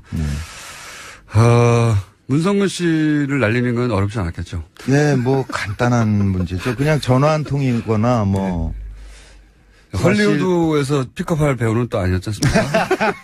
그러니까 제가 한창 활동할 때는 연락 왔었어요. 제가 그러니까 영어를 외우면 이렇게 할 수는 있을 것 같은 사람으로 보였나 봐요. 그래서 몇 번 제안이 온 적은 있습니다. 아이고 제가 그래도 맞아요. 10년 전에는 그 10년이면 그런 생각 안 했어요. 이번 드라마 보니까 그렇게 자글자글해요. 그래서 어디 댓글을 보니까 문성근 씨는 연기는 참을만 한데 너무 쭈글쭈글하다 이렇게. 아니 그 10년을 빼앗긴 게 억울하지 않으세요? 배우로서 그냥 배우로서는 생활인이 아니라 배우로서. 배우로서는 조금 아쉬운 점은 있을 수 있으나 이게 역사라는 게 시간이라는 게 흐르는 거고 역사적인 이 시점에 저는 저 나름대로 기여하려고 노력을 했잖아요. 그러니까. 그것을 영광으로 생각하죠. 네, 그 역사를 등산과 함께 부르시고.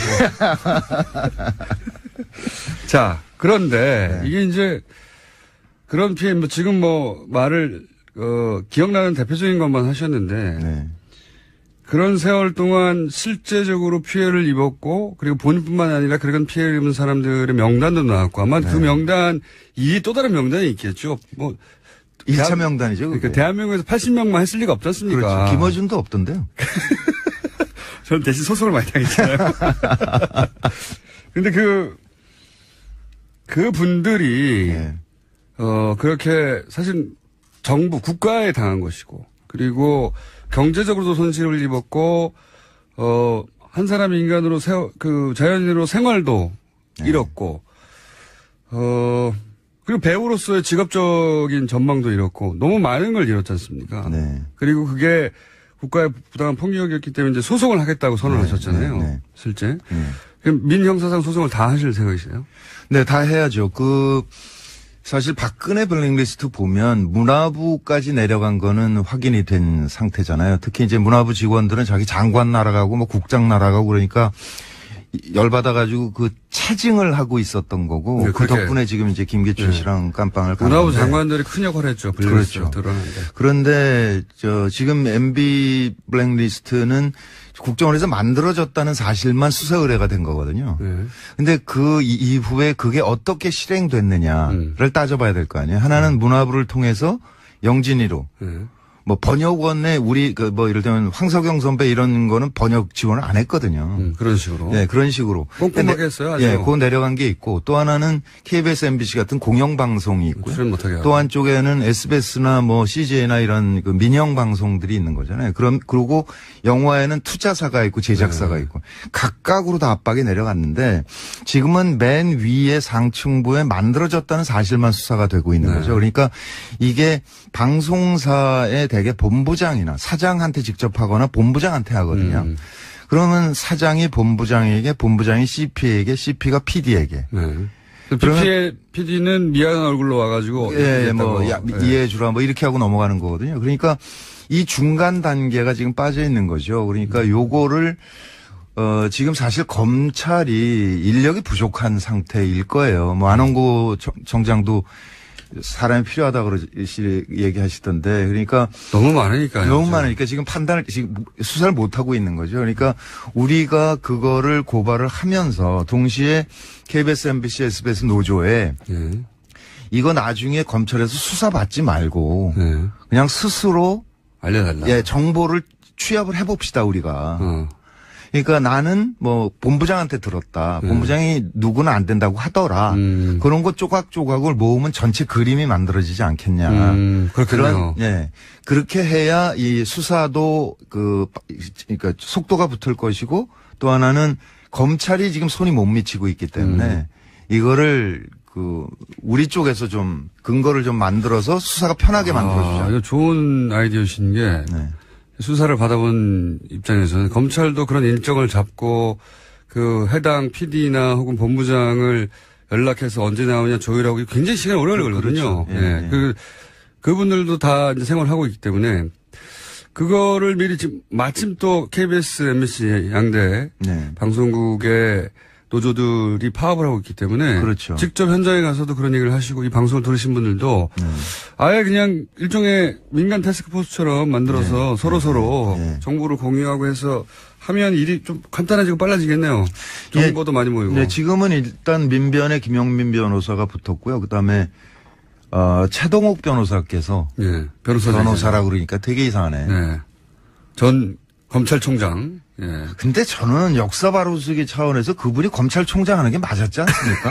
갑자기 또 정연주 선생이 KBS 사장으로 복귀하는 게 맞지 않습니까? 그렇게 볼 수도 있습니다. 네, 그러니까 남은 임기를 하시는 게 맞는 것 같아요. 어찌됐든 그분이 일종의 자원봉사로 참여를 하시겠다고 의사를 밝히셨고. 본인도 당했기 때문에 그 심정을 누구보다 잘 알겠죠? 네, 그렇죠. 누구보다 잘 알아서 저도 그 얘기 들었는데 최동욱 전 검찰총장이 아마 이게 방송으로 처음 나가는 것 같습니다. 검찰총장이 이 블랙리스트의 피해를 입은 뭐 연기자, 배우자, 문화예술인들의 소송을 무료로 변론해 주시겠다고. 네, 그랬습니다. 연락이 왔어요. 대단히 감사드리고요. 저희 방송도 한번 나오셔야죠. 여하간 그러면 그렇게 팀을 꾸려서 혼자 하시는 것도 아니고. 그러니까 참여연대도 같이 하기로 했고요. 그러니까 다른 배우들은요? 다른 연기자. 다른 배우들은 제가 그저께 SNS에 올렸는데 한 5분 정도가 참여를 하겠다고 의사를 밝혀오셨어요. 80분 다 해도 되는 거야. 아니, 근데 감독들은 안 빠지거든요. 대부분. 근데 그 감독이 42명이나 돼요. 감독. 그 한편에선 좀 뿌듯하기도 합니다. 그러니까 영화가 굉장히 중요하다라는 거를 MB 정부가 알았었구나. 그러니까 문재인 정부도 영화가 중요한 걸 알아서 좀 지원을 좀 해야 될 텐데. 그러니까 지금 정부 지원이 끊긴 지가 거의 10년 됐어요. 그렇죠. 네, 참여정부 때 하고 그다음에 끊어버리고. 정부는 오로지 화이트리스트라고 소위 국뽕영화만 지원했거든요. 국뽕영화. 네, 그거는 MB 때부터 시작된 일입니다. 그러니까 모태펀드를 통해서 소위 이제 방송국이나 그런 펀드를 동원해가지고 정부가 권장하는 영화, 건전 영화죠, 소위. 그렇죠. 건전 영화만 지원했고 실제 이런 문화예술계에 지원이 필요한 것은 지원을 끌어버렸어요. 그랬습니다. 죽으라고. 자, 그럼 소송이 이제 막 준비 단계에 들어간 거네요? 그렇죠. 아무래도 요번 달 말 정도까지는 취합을 끝내고 10월 초쯤에는 이제 소장이 들어가야 되겠죠. 그럼 고소고발 모두 형사, 민사 다. 형사, 민사 다 해야죠. 그러니까 형사 동시 진행하는데 아무래도 형사를 먼저 진행을 하게 될 테니까 거기에 따라서 이제 민사는 영향을 받잖아요. 민사는 그러면 그 대상이 일단은 제일 기초는 국가, 그다음에 그 이명박 대통령, 원세훈 원장 이 세 사람은 필수고요. 세 대상. 예. 근데 이제 MBC 노조 같은 경우는 김재철 사장을 하고 싶어 하는 모양이더라고요. 그건 당연하잖아요. 그러니까 KBS 노조는 또 KBS 사장을 하고 싶어 하고 그래서 이게 아마 좀 폭이 넓어질 거는 같습니다. 알겠습니다. 최동욱 전 검찰총장이 이 문화예술인 블랙리스트 사건의 무료 변론을 받았다는 소식과 함께 이제 막 준비가 시작됐고 이 소식을 아직 듣지 못하신 분들은 문화예술인 중에 혹은 감독들 중에도 문성훈 씨에게 연락을 주시고요. 네, 그리고 방송국이나 영화투자 제작사에 계신 분들도 연락을 주십시오. 네, 이걸 그냥 넘어갈 수는 없죠. 네, 10년 짜글짜글 해주셨고 회사에 직접 하셨고 주로 주요 활동은 등산으로 10년을 보내신 그리고 10년 동안 돈을 없기 때문에 연애도 한번 못하신 자 우울한 얘기인데 즐겁게 좀 나눠봤습니다. 네. 배우 문성근 씨였습니다. 감사합니다. 네, 반갑습니다.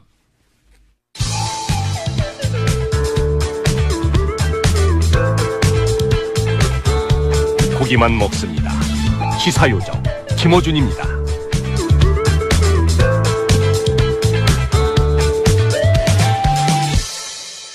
오늘 대선 후보급이 안 나왔는데도 불구하고 문자가 아주 많이 오는 날입니다. 오늘 방송이 문자를 보내고 싶게 하는 방송이었나 봅니다. 우선 1위의 위험인가요? 슈레더 총리가 나온 게 아직도 믿기지 않습니다. 뭘 못 믿으십니까? 네. 겨우 독일 전 총리에 불과한데요. 우리나라 현 총리도 곧 나오실 겁니다. 네. 미친 섭외력, 네. 이 정도는 기본으로 이제 받아들여 주십시오. 네. 자, 그리고 요즘 이 타임머신 문자가 인기예요. 예. 처음 이제 그날 할 방송을 미리 잘 봤다고 문자를 보내는 데서 시작됐는데, 그게 이제 더 나아가서 저희 앞방송, 김법인 아나운서 방송에 미리 봤다고, 잘 들었다고 보내더니 오늘은 이제 공개 방송을 잘 봤다고, 앞으로 열흘 남았는데, 예. 공개 방송 잘 봤습니다. 공개 방송에서 열쇠고리 너무 고마워요. 공개 방송에서 공장장 너무 야유였네요. 이런 얘기들 오고 있습니다. 그리고 뉴스공장 1주년 공개 방송에 대한 문의가 많네요. 9월 26일이고요. 공개 방송은 생방송인가요? 저희는 생방송밖에 하지 않습니다. 예.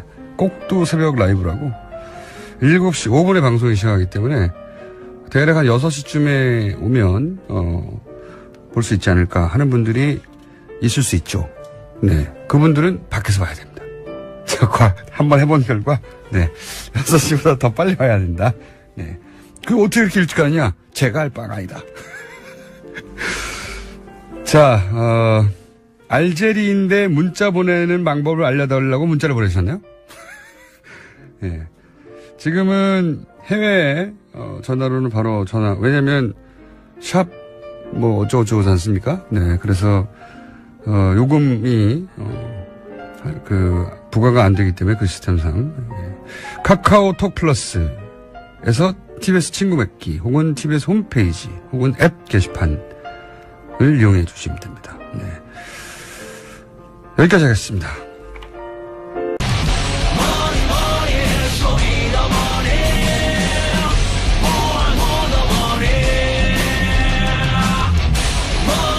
천둥번개와 함께하는 방송. 예.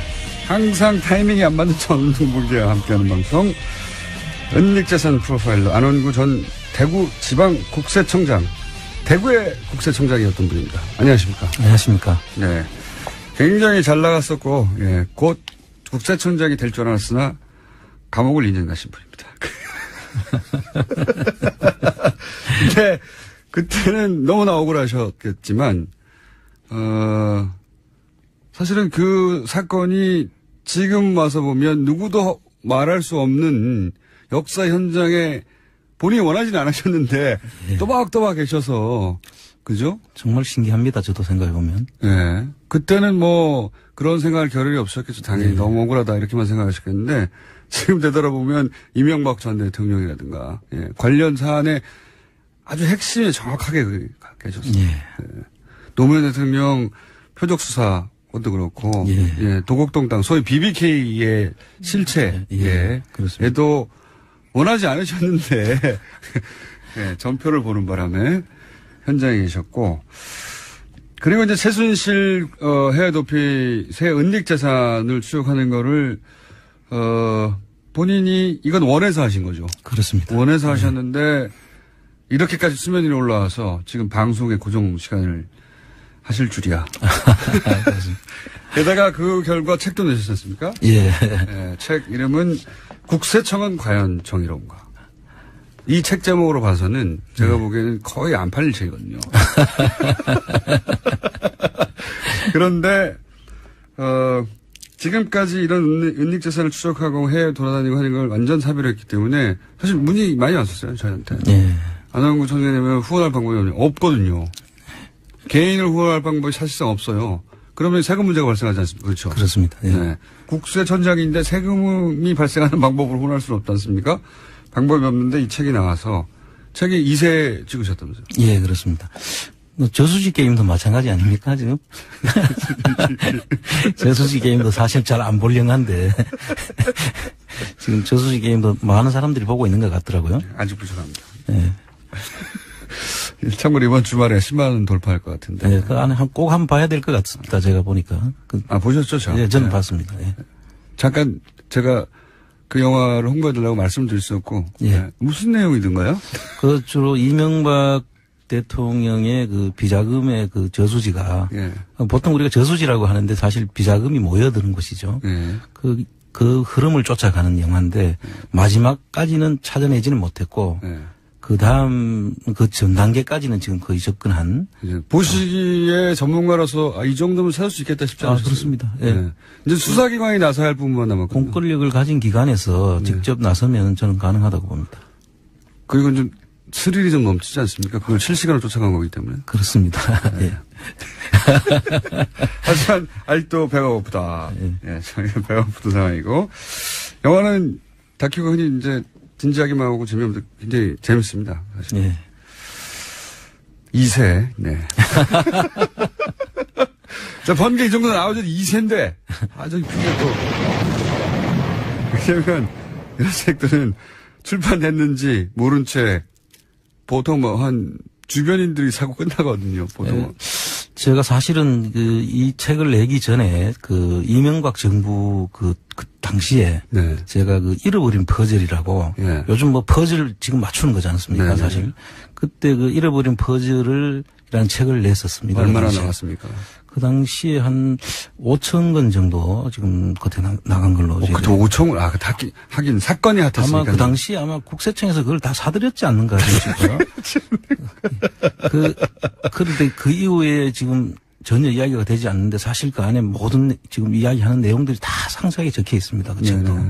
그런데 그 책들이. 시중에서 본 적이 없네, 저는. 그렇습니까? 그래서 저도 이상하더라고요. 나가기는 꽤 나갔는데 그게 어디로 갔는지 사람들이 모르는 거예요.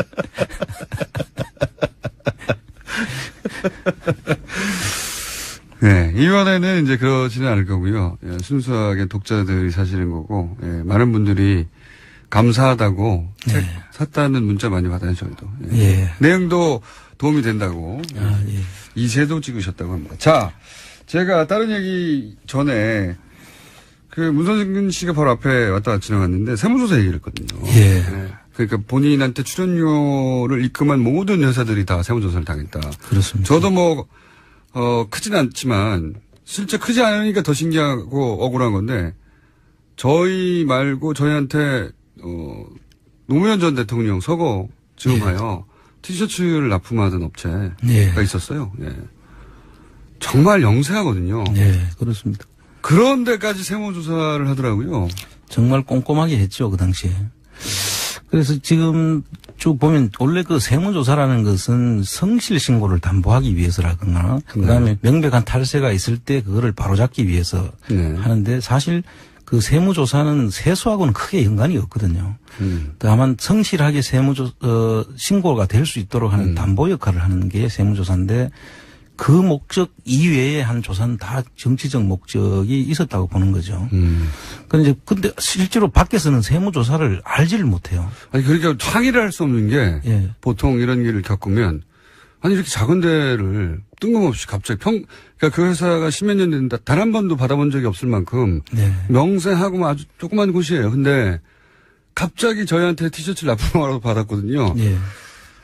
근데 항의를 할 수가 없는 게 아니, 세무서가 국세청에서 세무조사를 한다는데 뭐라고 항의를 합니까, 일반인들이. 그렇습니다. 네. 그래서 이 조사 대상자 선정 과정과 조사를 하는 방법과 그 조사에 대한 결과 조치 이 부분들을 저희들이 전문가들이 상세하게 살펴봐야만 이게 정치적 세무조사구나 라는 걸 알 수가 있거든요. 국세청만 아는 거죠. 그렇죠. 국세청 안에 내부자만 알 수 있는 겁니다. 그 밖에서는 다 그냥 포장을 하죠. 뭐 아까 문성근 선생님 얘기에 의하면은 거래처를 하는데 기업들은 다 세무조사를 받을 수도 있다라고 생각하지 않습니까? 그렇죠. 예. 그러니까 그 속에서 어떤 연유에서 그 선정이 됐는지, 그럼 조사를 어떤 방식으로 했는지, 그것들을 우리가 깊이 살펴봐야만이 그 내용을 알 수가 있죠. 그러니까 국세청이 스스로 밝히기 전까지는 알 수 없는데 국세청이 스스로 밝힐 리가 없지 않습니까? 그렇습니다. 그래서 지금까지 사실상 수면 위로 하나도 안 떠올랐던 거죠. 그 유명한 태광실업 세무조사도 예. 정상적인 세무조사였다고 포장을 하지 않았습니까? 그러니까요. 표적 세무조사를 하면서 교차조사다. 그래서 일반적인 정상적인 세무조사라고 계속 이야기를 했지만 대통령을 타겟으로 한 것조차도 덮으려고 한 거죠. 그렇습니다. 그래서 그 내용을 안에 있는 사람들이 그 내용을 밝히지 않으면 그 내용을 누구도 알 수 없는 게 이 세무조사의 특징이에요. 검찰도 마찬가지인데 검찰하고 이 국세청의 세무조사는 검찰 수사라든지 의도를 가지고 하면서 우리가 이런 의도를 가지고 했다라고 아무도 이야기를 안 하죠. 근데 검찰은 그나마 그게 이제 공식적으로 기소가 되고 재판정에 올라가고 또 그렇습니다. 법무부도 있고 그 출입 기자들이 사실은 눈치도 있고 예, 그러면서 수면 위로 올라오게 되는데 피의 사실 공표를 하면 안 된다고 그렇게 법에 돼 있지만 다 예. 지금 사실 언론에서 다 공표를 하지 않습니까? 예. 그러나 국세청 세무조사에 대해서는 전혀 언급이 안 되죠. 그래서 왜 밖에서 그렇습니까? 일단 첫 번째는 이게 정치적 조사인지 아닌지 구분할 능력이 국세청 내부의 깊숙한 내부자 아니면 알 수가 없다. 그렇습니다. 실제로 국세청 직원들도 대다수 직원들은 모릅니다. 그거를 하는 쪽에 있는 사람만 알 수 있는 거죠. 그 라인의 요직에 있는 사람 극소수만 아는군요. 그렇습니다. 그러고 밑에 직원들은 그냥 위에서 지시가 내려와서 이 조사를 하라고 하니까 자기들은 그렇죠. 할 수밖에 없죠. 이유를 묻지 않고 해야 되죠. 이유는 뭐 물을 수도 없는 것이고. 그런데 위에서 그 지시하는 사람, 그 몇몇 중요한 라인에 있는 사람들만 그 내용을 알고 있고 그 사람만 입 다물면 그 사람들은 또 입을 열 리가 없지 않습니까? 그렇죠. 그러니까 이게 전부 다 넘어가는 것이죠. 그러면은 그렇게 국세청의 정치적 조사를 지시할 만한 위치에 있는 것은 뭐 예를 들면 국정원입니까? 아니면 청와대입니까? 어떻게 되는 겁니까? 이제 그 국세청도 장난이 아닌 조직이잖아요. 누가 시킨다고 막 할 때가 아니잖아요. 사실은 제가 볼 때는 국세청이 숨은 권력기관이에요, 사실은. 그걸 좀 밖에서는 검찰, 국정원 이렇게 이야기를 하지만 모든 사실 일들 속에는 이 국세청이 선행되는 경우가 아주 많습니다. 그래서 국세청에서 어떤 일을 꾸며가 하면 그 마무리를 이제 검찰에서 보통 하지 않습니까? 그래서 검찰이 한 것처럼 보이는 것이죠. 그 태광실업 세무조사가 그 단적인 예입니다, 사실은. 그렇죠. 그거는 국세청에 해서 검찰로 넘겨서 넘어간 것이지. 거기서 마무리를 한 것이죠. 그러니까 제가 궁금한 건 국세청을 그렇게 정치적 세무조사에 나서게 할 정도의 권력은 그러면 어느 정도 선에서 나오는 건가요? 국정원에서 지시하는 경우는 사실 그 지시한다고 들을 것도 아니고요. 네. 아마 그 선 윗선일 걸로 저는 봅니다. 그래서 국세청이면 뭐 대통령 아니죠. 청와대라고 봐야 되겠네요. 그렇습니다. 예. 정치적 세무조사라고 분명하게 드러날 정도의 것이면 국세청도 그 사정기관 아닙니까? 그렇습니다. 네. 예. 대표적인 사정기관이고 검찰하고 맞먹는다고 해도 되는데 그게 이제 검찰이나 국정원에서 하란다고 막 하는 게 아니고 그렇습니다. 그 위에 청와대의 뜻이 담긴 정도가 돼야 그러니까 검찰이나 국세청에서 이런 세무조사를 하거나 수사를 했을 때 이게 드러나지 않습니까? 정치적 세무조사였다는 것이 명백하게 드러나면 그 라인에 있었던 사람들은 사실 다 처벌을 해야 돼요. 그렇겠네요. 말씀을 듣고 보니까. 이 처벌하지 않으면 앞으로 또 이런 일이 그대로 반복됩니다. 정치적 세무조사가 분명한 사건에 대해서 국세청의 그 라인에 있던 사람들이 처벌받은 전례가 있습니까? 전혀 없죠.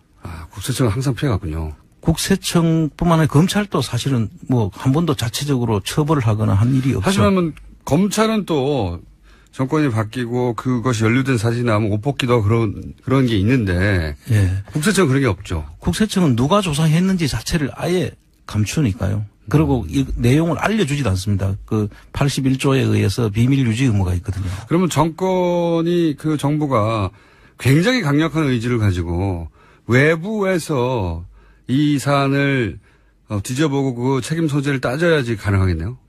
그 외부에서는 절대 알 수가 없습니다. 제 말은 국세청에 근무했던 전문가와 함께. 그렇습니다. 예를 들면 안홍구 청장님과 함께.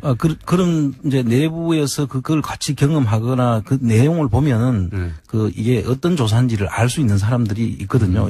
그런 조사 라인에 있었던 사람들은 그 정상적인 그 조사 대상자 선정이라든지 그다음 조사 방법이라든지 조사 결과 조치 사항들을 보면 이게 어떤 정치적 세무조사인지를 알 수가 있죠.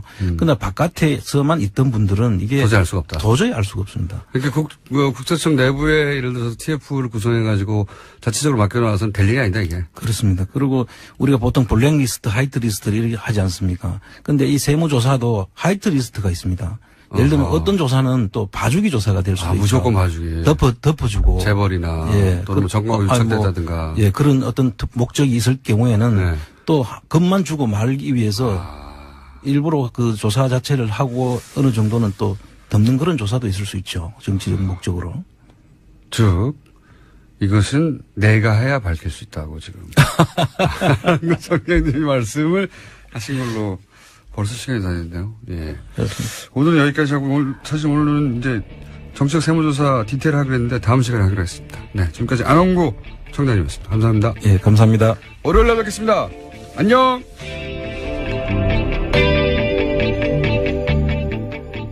그래도 어느 정도 살만한 집안의 자녀라면 가지 않았을 그런 다른 길을 간 거죠.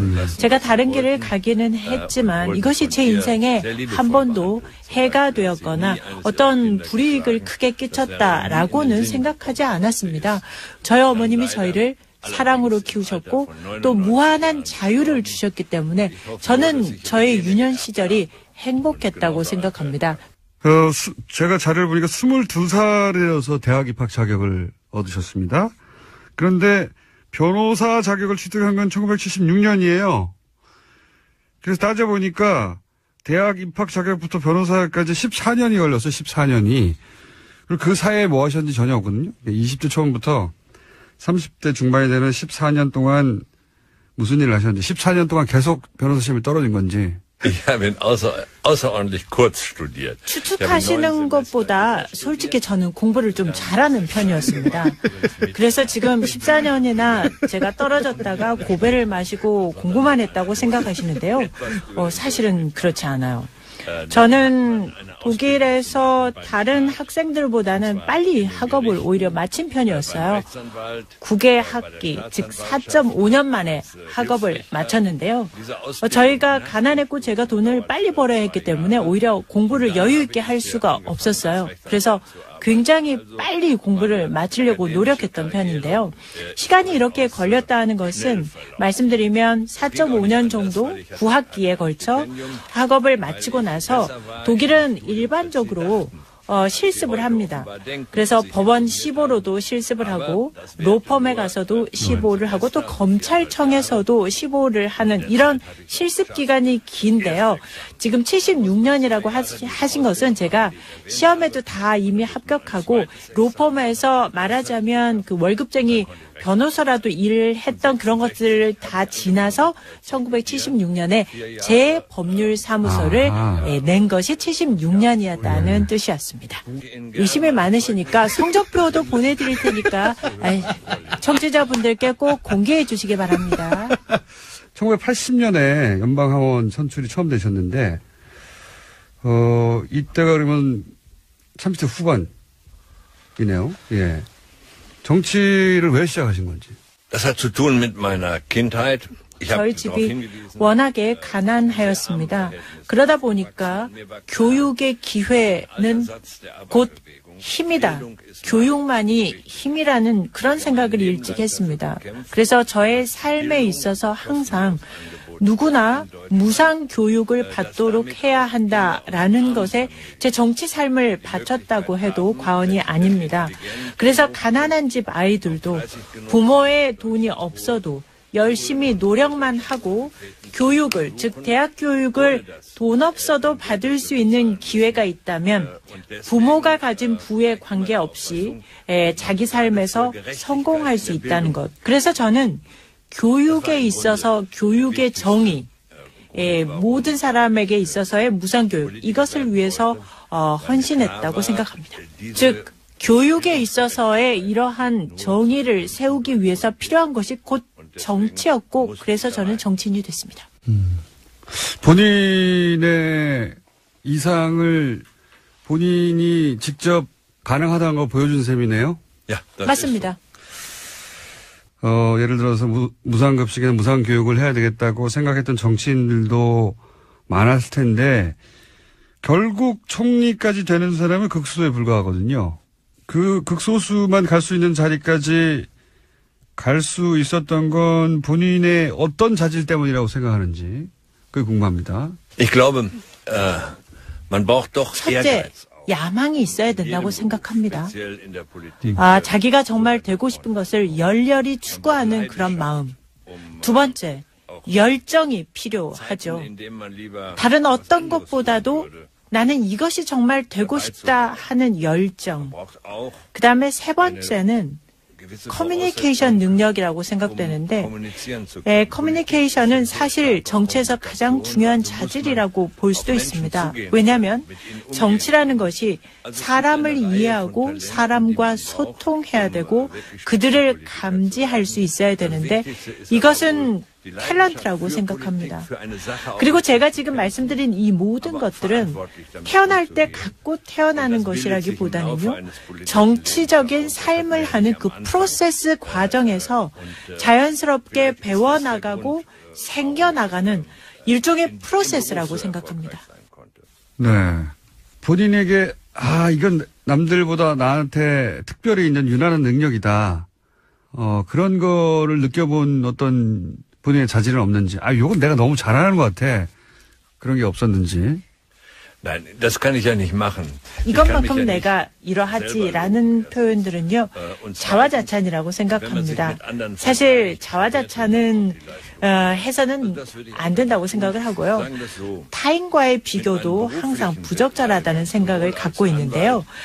그렇게 물어보시니까 한번 생각을 해보면 제가 변호사를 할 때나 정치인으로서 활동을 할 때도 어떤 과정에서든 저는 상당히 저 자신에게 만족하는 편이었습니다.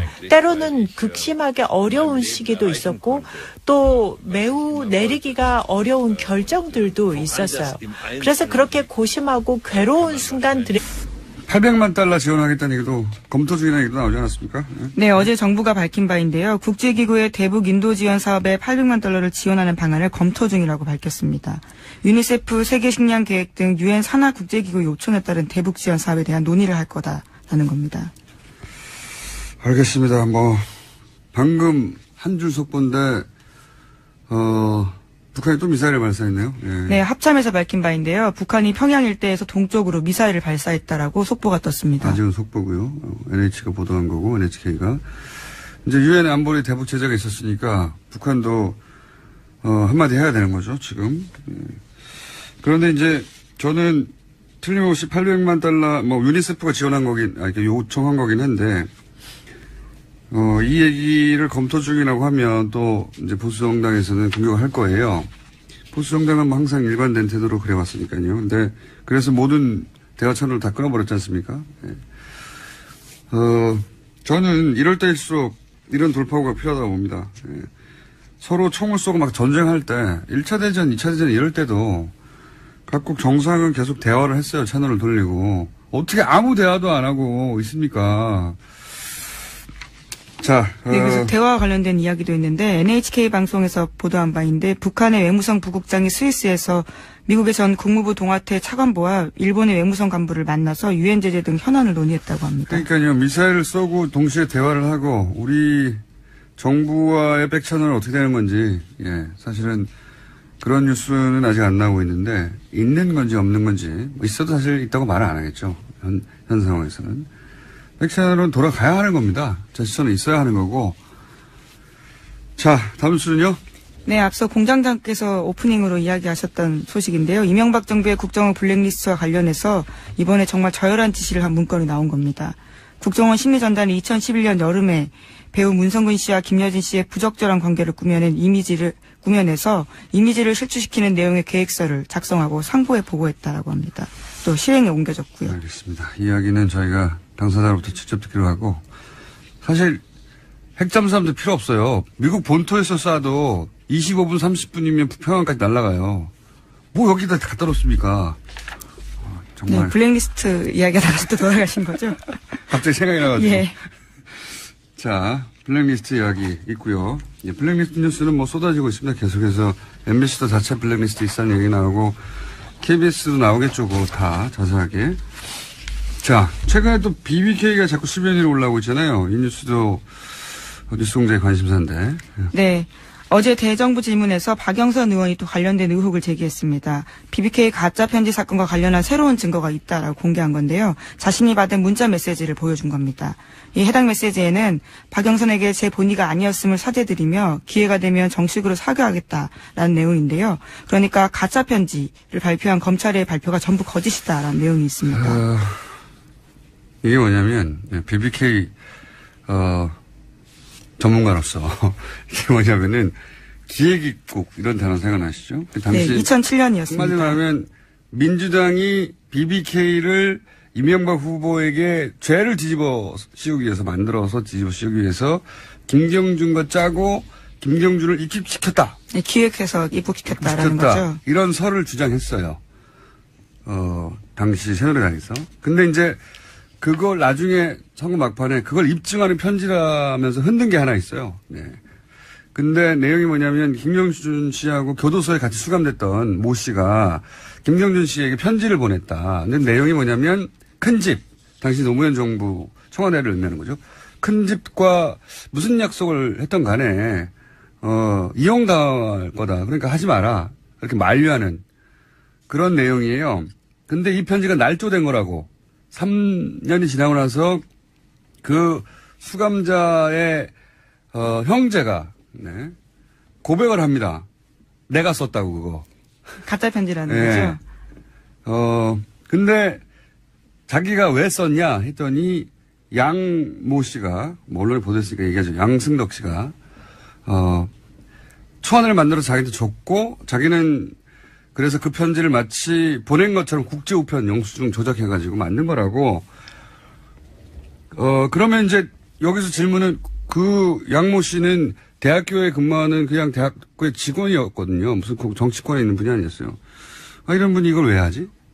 양모 씨가 이렇게 거대한 사건을 선거의 어떤 대선의 그 한복판에서 편지를 만들어냈다는 게 이해가 안 가잖아요. 그건 누가 시켰을까? 당연히 이렇게 연결돼야 되는데, 그 편지를 전달받은 당시 김병진 이명박 후보 상임 특보나 은진수 당시 클린위원회 팀장이나 그 편지를 공개하는 홍준표 클린위원회 위원장, 당시 홍준표 위원장이었어요. 모두 무죄가 나왔어요. 배우가 없다는 거죠. 예. 그때 그 폭로한 신명 씨는 이상득, 최시중, 신기옥, 대통령의, 이명박 대통령의 동서죠. 이 사안을 텐들링 하고 있으니 검찰에 가서 얘기해도 된다. 이렇게 얘기 들었다고도 진술했는데, 예. 모두 검찰이 사면해준 거예요. 지어낸 얘기라고 검찰이 했어요. 지어낸 얘기. 털어준 겁니다. 예. 이 사건 역시 재수사 대상인데, 박영선 의원이 어떤 단서, 새로운, 물증을 가지고 있는지 모르겠는데, 저희가 한번 인터뷰 시도해 보겠습니다. 자. 뉴스 하나 정도 더 하고 이제 저희가 준비한 미니 인터뷰가 있거든요. 예. 네. 저보다 많이 나오는 게 아닌가 싶은 이정열 전 판사님을 꼬리나옵니다. 안녕하세요. 김호준입니다. 국정원의 심리전단이 문화예술인 블랙리스트를 작성한 데 그치지 않고 해당 문화예술인들의 이미지를 실추시키기 위해 공작을 벌인 것이 밝혀졌습니다. 배우 김성근, 김여진 씨의 나체 사진을 합성해 부적절한 관계, 육체관계 등의 문구를 넣어 인터넷에 유포한 겁니다. 일국의 최고 정보기관이 사람의 수치심을 가장 적나라하게 자극하는 방식으로 민간인들을 공격한 거죠. 누가 했는지도 알 수 없고 그 출처도 알 수 없어서 당하는 민간인들로서는 저항할 방법조차 찾을 길이 없었죠. 그런데 국정원이 아무도 시키지 않은 일을 그냥 심심해서 했나요? 국정원이 이런 일을 한 목적은 자명합니다. 보수 정권의 비판적인 인사들을 사회 경제적으로 매장시키기 위해서 한 거죠. 제가 이해할 수 없는 것은 자신들의 정권을 유지하기 위해 최고정보기관을 이렇게 양아치 수준으로 부린 정권의 운영자들, 이명박의 한나라당, 박근혜의 새누리당, 그리고 지금의 자유한국당은 이 범죄에 대해 왜 아무런 사과도 안 하는 겁니까? 정당이 없어졌나요? 있는 것 같던데. 김어준 생각이었습니다.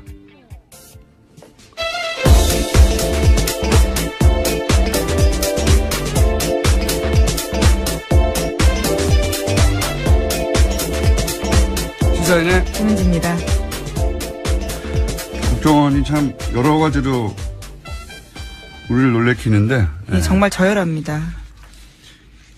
이렇게까지 할 줄은 사실은 상상하지 못했던 분이 많았던 것 같아요. 예, 저런 이미지를 공무원이 세금을 받고 만들었다라는 상상을 하면요. 상상이 아니고 실제죠. 참. 노무현 대통령 논두렁식의 이 워딩도 이제 심리학자들을 동원해가지고 그냥 만든 게 아니라 당사자가 가장 치욕적으로 느낄 어떤 문구를 만들어냈다는 거잖아요. 예. 그러니까 전직 대통령을 상대로도 어떻게 하면 가장 잔인한 방식으로 무너뜨려서 저항하지 못하게 하고 짓밟아 버릴까. 그래서 심리학자가 동원해서 공작을 하는데 그걸 생각하면 어느 누구를 상대로 어떤 짓을 못할까, 안 했을까. 예. 상상 가능한 범주를 넘어서는, 예. 온갖 짓을 한 것이 분명한데, 좀 방금 얘기했지만, 아니, 그러면은 그때 여당이었던, 네. 집권 세력이었던, 한나라당, 새누리당, 그리고 지금은 자유한국당. 여기에서 한마디 해야 될 거 아닙니까? 당연하잖아요. 대국민은 아니더라도 최소한 당사자란 애들에게라도 뭐라고 해야 되는데, 없는 척 하고 있어요. 네. 제가 김성근이라고 했다고 하네요. 문성근 씨인데. 예, 오늘 3부에서 저희가 직접 모시고 관련해서 당사자는 얼마나 괴롭겠습니까? 말 못할 여러 가지 고통이 있었을 텐데 구체적인 사례와 인터뷰를 저희가 3부에서 나눠보기로 하겠습니다. 자, 브리핑 시작하기 전에 요즘은 저희 앞방송이 있습니다. 김보빈 아나운서가 진행하는 앞방송 문자로 그런 문자가 와요. 오늘도 브리핑 좋았어요. 김은지. 김은지 화이팅. 이제는 저희 방송 시작할 때 오는 게 아니라 앞방송에 옵니다. 타임머신 문자들. 예. 미리 들으신 거죠? 자. 어쨌든 감사합니다. 첫 번째 뉴스는요? 네, 문재인 대통령이 유엔 총회 참석차 다음 주에 뉴욕을 방문합니다. 그에 앞서 어제 미국 CNN 방송과 인터뷰를 했는데요. 전술핵 관련된 입장을 공식적으로 냈습니다. 북한의 핵에 대응해서 우리가 자체적으로 핵 개발을 해야 한다거나 우리가 전술핵을 다시 반입해야 한다는 생각에는 동의하지 않는다라고 밝힌 겁니다. 문재인 대통령은 특히 동북아 전체의 핵 경쟁을 촉발시켜서 동북아 전체의 평화와 안전을 저해할 것이라는 판단한다라고 강조했습니다. 이건 뉴스공장에서 줄기차게 얘기했던 거고, 예, 어젠가요? 매티스 국방장관도 얘기했잖아요. 예. 네, 공개적으로 그런 이야기를 했습니다. 뉴스공장을 듣는 것 같아요. 매티스가요?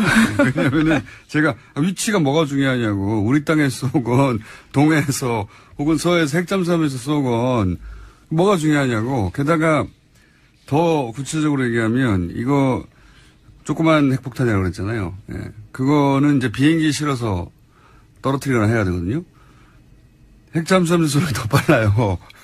그거 납치하고 날아가서 떨어뜨리는 것보다 실제 그 핵이 가진 억지력이 중요한 건데, 예, 위치가 뭐가 중요한지, 이건 이제 계속 말씀드리지만 이런 얘기를 뻔히 알면서도, 국민들이 불안해 하잖아요. 어쨌든 간에. 그 불안감을 이용해서 사실은 정치적 이득을 얻으려고 이런 주장을 하는 거죠. 예. 근데 어쨌든, 문재인 대통령도 그런 얘기를 했고, 국방장관도, 예, 거의 비슷한 시기에 얘기하네요. 예. 네, 공식적으로 전술핵 재배치를 부정한 건데요. 핵 억지력을 갖고 있으면 핵무기 위치는 중요하지 않다라고 밝힌 겁니다. 뉴스 잘 들었어요, 이 양반이. 네. 놀라운 가설입니다. 지난주에 얘기했는데, 중요한 방송이니까 번역해서 들을지도 몰라요. 예. 어쨌든, 이게 미국이 전술핵 재배치의 뜻이 조금이라도 있는 것처럼 뉴스가 잠깐 나왔잖아요. 그건 소위 이제 유엔 안보리 제재한 직전에 대중국 압박 메시지라고 하는 건 사실 미중 관계에 조금이라도 관심 있는 사람들은 뻔히 알만한 내용인데도 그 무시하고 계속 전술핵 얘기를 했었죠. 예. 넓게 좀 보자는 취지고, 그리고 이제 법원 입장은 아직까지는 좀 소극적인 입장이 아닌가 뭐 그런 정도예요. 이게 좀 전문적인 부분이라. 자, 판사님. 논란의 여전히 있습니다. 네. 네. 그러니까 술을 너무 많이 드시고 자료를 못 보니까 지금 언론만 얘기하시고 자료를 보셨다고. 자료를 어제 장재원 의원 하도 화가 나가지고. 아, 장재원 의원군요. 저희가 그런 장재원 의원과 인터뷰를 한번 요청해 보겠습니다. 네. 네. 판사님의 주장과 장재원 의원의 주장이 서로 엇갈리고 사마띠 아니하고 있기 때문에 저희가 그런 인터뷰를 요청한 다음에 네. 진행하기로 하고. 예. 그 김명수 대법원장 청문회에서 제가 이제 납득하기 쉽지 않은 질의들이 몇 가지 나왔어요. 이제 많이 나왔죠. 많이 나왔는데 제가 이제 시간이 별로 안 남았기 때문에 퉁쳐서 여쭤보면 자유한국당 주강덕 의원이 전국 법원장 회의에서 발언한 내용을 가지고 질의를 했어요. 네. 또 장재원 의원은 법무비서관 사표 수리를 독촉한 거 아니냐라고 인사에 관한 내용을 또 질의를 했습니다. 그리고 국제인권법 연구회가 몇 명이고 우리 법 연구회가 몇 명이고 굉장히 구체적인 숫자도 거론이 됐고 또 인권법 연구회 가입을 누구누구에게 특정해서 권유하지 않았냐라는 질의도 나왔고 제가 이제 한두 가지가 아니라 전체적으로 볼 때 이걸 어떻게 알았지? 저랑 같은 생각하셨네요. 아니 이걸 대체 어떻게 아는 거지? 예를 들어서 법원장 회의에 국회의원이 들어가는 게 아니지 않습니까? 그럼요. 네. 네. 법원장급이 돼야 들어가는 것이고 이 얘기를 알았다는 거는 법원장이 최소한 법원장급이 자유한국당에 알려줬다는 얘기 아닙니까? 그렇죠. 법원장급뿐만 아니라 저는 의심 가는 사람이 한 사람이 있어요. 누구요? 법원장급은 아닌데 뭐 어느 다른 방송사에서 주광덕 의원이 인터뷰를 한 거 보니까 그 법원장의 녹음도 가지고 있다 이런 얘기가 나왔어요. 녹음도요? 네, 그래서 그게 사실인지 아닌지까지는 모르겠는데 최소한 하여튼 이 1년의 여러 가지 정보들이 나오는 출처가 누구의 짐작은 가거든요. 이게 아닌데 뭐 증거는 없는데. 네. 예를 들어서 이건 사표 뭐 관련 이런 거는 그 인사를 담당하는 법원 행정처나 또는 뭐 무슨 연구에 몇 명 있다는 거는 거기에 가입된 개인들도 모를 텐데 법원 행정처 같은 곳 아니면 전체적으로 법원의 행정을 관리하고 정보를 관리하고 인사를 관리하는 이런 것만 아는 거 아닙니까? 이런 정보를? 그렇죠. 맞습니다. 예. 아주 지당하신 말씀입니다. 그게 이런 사례도 있었어요. 어떤 판사 같은 경우에는 뭐 신문사에서 연락이 와가지고 뭐 이렇게 따지는데 본인도 알 수 없는 본인의 자료들을 알고 있더라는 거예요. 그 신문사에서 질문이 그래서 이게 뭐 그 당시에 이제 얘기가 돌기를 행정처에서 다 흘린 거 아니냐 언론사에다가 그러니까 뭐 블랙리스트까지 모르겠는데 자기들 마음에 안 드는 판사에 대해서 뭐 좀 안 좋은 평가가 날 수 있게 흘린 거 아니냐 그런 소문이 되게 많이 돌았었거든요. 이것도 아마 일련의 상황 그 연장선상에 있을 거고 지금 공장장님 말씀하신 거 다 이 내용이 법원 행정처 아니면 모르는 내용입니다. 그러니까 제가 몰라요. 30초밖에 안 남아서 여기서 끊어야 되는데 법원 행정처가 김명수 대법원장 임명을 막기 위해서 자유한국당에 자료를 준 거라고 보이는 정황 아니냐 이런 질문입니다. 10초 만에 답변해 주세요. 그런 생각이 들고 그리고 그 과정에 이 말씀 누구지 제가 밝힐 수는 없는데 우리법연구회 출신입니다. 이 얘기한 사람. 저는 확신하고 있습니다. 요 문제 한 번 더 인터뷰하죠. 여기까지 하겠습니다. 네, 안녕히 계십시오. 네, 이정열 전 부장판사였습니다. 독일을 통일했던 헬무트 콜 총리를 이기고 1998년부터 2005년까지 독일의 제7대 총리를 역임했고 최근 문명국가로의 귀환이라는 자서전을 발간한 슈레더 전 독일 총리를 스튜디오에 직접 보셨습니다. 안녕하세요. Vielen Dank. Ich bin gern gekommen. 예, 저는 방한 기간 중에 택시 드라이버 영화도 관람하였고 또한 이 촛불 혁명에도 지대한 영향과 기여를 했다라는 말씀도 들어서 초대받는 것을 기꺼이 응했습니다. 독일 전직 총리로는 처음 와주셨기 때문에 대단히 감사드리고 더불어서 정치인 슈레더는 한국 언론에 소개가 된 적이 있지만 어떤 사람인지 자연인으로 한 번도 소개된 적이 없어서 저도 궁금해서 개인적인 질문부터 몇 가지 드리겠습니다. 첫 번째 드릴 질문은 제가 자료를 보다 보니까 중학교를 졸업하고 나서 소매상의 판매직으로 일을 하셨더라고요. 고등학교 진학을 안 하고. 왜 고등학교 진학을 안 했는지, 공부를 못 했는지. Nein, ich habe nicht gefaulenzt. 제가 공부를 못하거나 게을리하지는 않았습니다. 그런데 저희가 5형제였거든요. 그리고 저희 어머님은 전쟁 미망인이셨어요. 아하. 아버님이 2차 세계대전 중에 돌아가셨습니다. 따라서 당시에 저희 집안의 형제들은 모두 스스로 각자 해결해야 되는 상황이었죠. 학비를 부모로부터 기대할 수 없었고요. 또한 너무나 가난했었기 때문에 각자 형제들이 빨리 독립해야 한다. 스스로 벌어서 내 앞가림을 해야 한다라는 것을 저희는 너무나 다 잘 알고 있었습니다. 저는 야간 학교를 다니면서 소매상에서 일하면서 저녁에 공부를 하면서 독일에서 대학에 입학할 수 있는 입학 자격 시험에 합격을 하였는데요. 야간 학교 다니면서 취득한 겁니다. 말하자면 연결해야 될 것 같습니다. 어떤 뉴스가 있습니까, 정치권에? 예, 국민의당에서 추미애 더불어민주당 대표의 소위 땡깡 발언에 대해서 문제 삼고 있습니다. 추 대표의 사과 요구 없이는 김명수 대법원장 인준안 처리를 위한 국회 일정에 협조할 수 없다라는 입장을 밝혔습니다. 기분이 나빴겠죠. 땡깡을 놓는 집단이라고 하면. 예.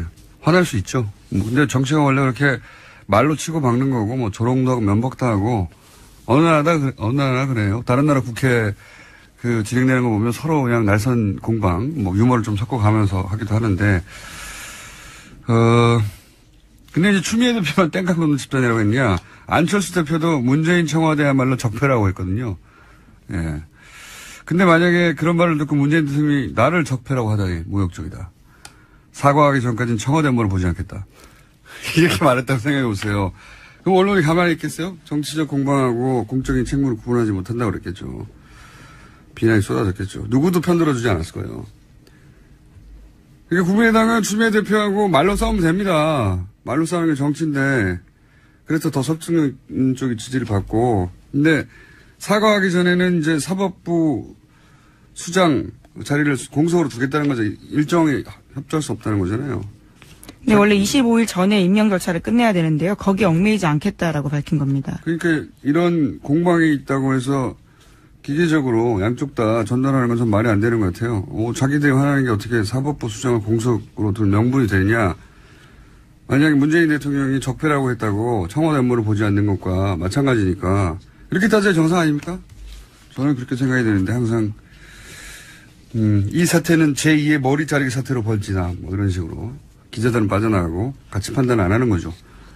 비겁한 태도라고 봅니다. 저는. 여기까지 하고요. 네, 저는 인사드리고 가겠습니다. 자, 안녕히 계십시오. 지금까지. 예, 시사인 김은지였습니다. 감사합니다. 자, 바로 연결하겠습니다. 저희 뉴스공장의 영장 해설 전담 판사, 각종 사법계에 일어나는 일들을 모조리 해설하고 계신, 왜냐하면 영장 전담 판사도 해봤고 부장판사도 해본 분이기 때문에 이정열 전 부장판사 전화 연결됐습니다. 안녕하십니까? 네, 안녕하세요. 근데 저 법무수석에서 저기 해설로 뭐 강등된 겁니까? 아니, 보직이 변경된 겁니까? 언론사 해설위원이 훨씬 더 높아요. 네. 알겠습니다. 네. 자, 두 가지 주요 질문인데, 네. 어제 이제 청문회가 있었지 않습니까? 네네네. 김명수 대법원장 보자. 예. 청문회가 있었고, 그 이전에 카이 영장이 또 한 번 기각됐지 않습니까? 네네. 영장 기각이 거의 유행에 가깝게 지금 벌어지고 있는데, 근데 이제 본인 사안이라 증거인멸이 죄가 안 된다라고 영장 기각 사유를 밝혔어요. 네네. 그러니까 본인 사유는 자기를 법적으로 보호하기 위해서 그럴 수 있다고 판정한 것 같고 그게 법리인 것 본데 거기 또 문제 제기하는 사람들이 있습니다. 그게 본인이 직접 한 게 아니고 본인 사안을 누가 시킨 게 아니냐 뭐 이런 식의. 근데 여기서 해설이 필요해서 그 기각권은 어떻게 된 겁니까? 일단 지금 제가 지금 자료를 안 가지고 있어서 좀 불투명하긴 한데 아마 형법 155조인가 아마 그런 걸로 알고 있어요. 거기에 보면 증거인멸죄가 나와 있는데 증거인멸죄 구성 요건 자체가 타인의 형사사건 또는 징계사건 이렇게 돼 있어요. 자기의 형사사건인 경우에 아예 범죄가 안 되는 걸로 지금 법이 그렇게 돼 있습니다. 그러니까 이게 뭐 이렇게 법을 규정하는 게 맞냐 틀리냐를 떠나서 일단 법은 그렇게 돼 있어요. 그러니까 자기 사건인 경우에는 안 된다라는 게 이제 뭐 이건 좀 정말 그 형법의 기본 중에 기본이거든요. 근데 그건 그렇고 다만 이제 제기되는 문제가 뭐냐면 이게 온전히 자기 사건만이면은 뭐 그냥 범죄가 안 되는 건 너무 명백한데 이 증거가 자기 사건 겸 타인 사건일 수도 있거든요. 그래서 이제 뭐 박주민 의원 같은 경우에는 아니 자기가 인멸한 게 아니고 남을 시켰고 그리고 그 남을 그건 또 다른 문제죠. 그렇죠. 그건 또 다른 문제예요. 남을 시켜서 삭제한 그 내용이 말씀하신 대로 자기와만 관련된 게 아닌데. 그렇죠. 어떻게. 그 경우에는 지금 그러니까 판례는 그러니까 지금 박주민 의원께서 지적하신 거는 뭐냐면 자기가 행위를 하지 않았는데 자기랑 관련돼 있는 사건인 경우고요. 지금 이제 판례가 있는 건 뭐냐면 자기가 행위를 하긴 했는데 그게 타인 및 자기까지 관련되니까 행위자가 누구냐의 차이가 있기는 있어요. 근데 판례는 이제 자기가 행위를 한 경우에 타인하고 관련성이 있으면 그것도 안 된다, 범죄가 안 된다라고 하는 판례가 76년가부터 나오고 있거든요. 현재까지 나오고 있고, 그러니까 문제는 이제 자기가 행위를 안 했는데 타인을 시킨 경우, 내지 방조한 경우, 이 경우는 지금 명백하게는 없어요. 그래서 아마 지금 사실 이게 그 증거인멸에 관해서 자기 형사사건인 경우에 범죄가 안 된다는 건 너무 기본 중에 기본이라 영장기각 사유를 보면 그게 어떻게 보면 너무 명백하긴 한데 한편으로 뒤집어서 보면은 아니 검찰에서 이런 기본도 모르고 영장을 청구했겠나라는 생각이 들거든요. 그렇겠죠 당연히. 그렇죠. 너무 쉬운 거기 때문에 그래서 아마 뭔가 있을 거다 싶은데 아마 그것이 박주민 의원 지적한 대로 본인이 행위를 한 건 아닌데 교사범이 아니겠느냐. 그 경우에는 지금도 아직 명백한 기준이 없어서 그래서 영장을 청구했을 것 같고 지금 사실 그 부분에 관해서 우리나라 판례는 그렇게 돼 있는데 일본 판례를 비롯해서 학설은 다 이거 타인이 게재돼 있으면은 무조건 처벌해야 된다는 게 다수설이거든요. 그래서 판례를 좀 바꿔봐야 되겠다라는 생각을 한 건지 아니면 뭐 그 부분에서 판례가 명백하지 않으니까 기준을 세워봐야 되겠다라는 생각으로 한 건지는 명확하지 않습니다만 검찰 태도는 상당히 이제 좀 그 범죄 성립에 관해서 증거인멸이 상당히 중대한 범죄이기 때문에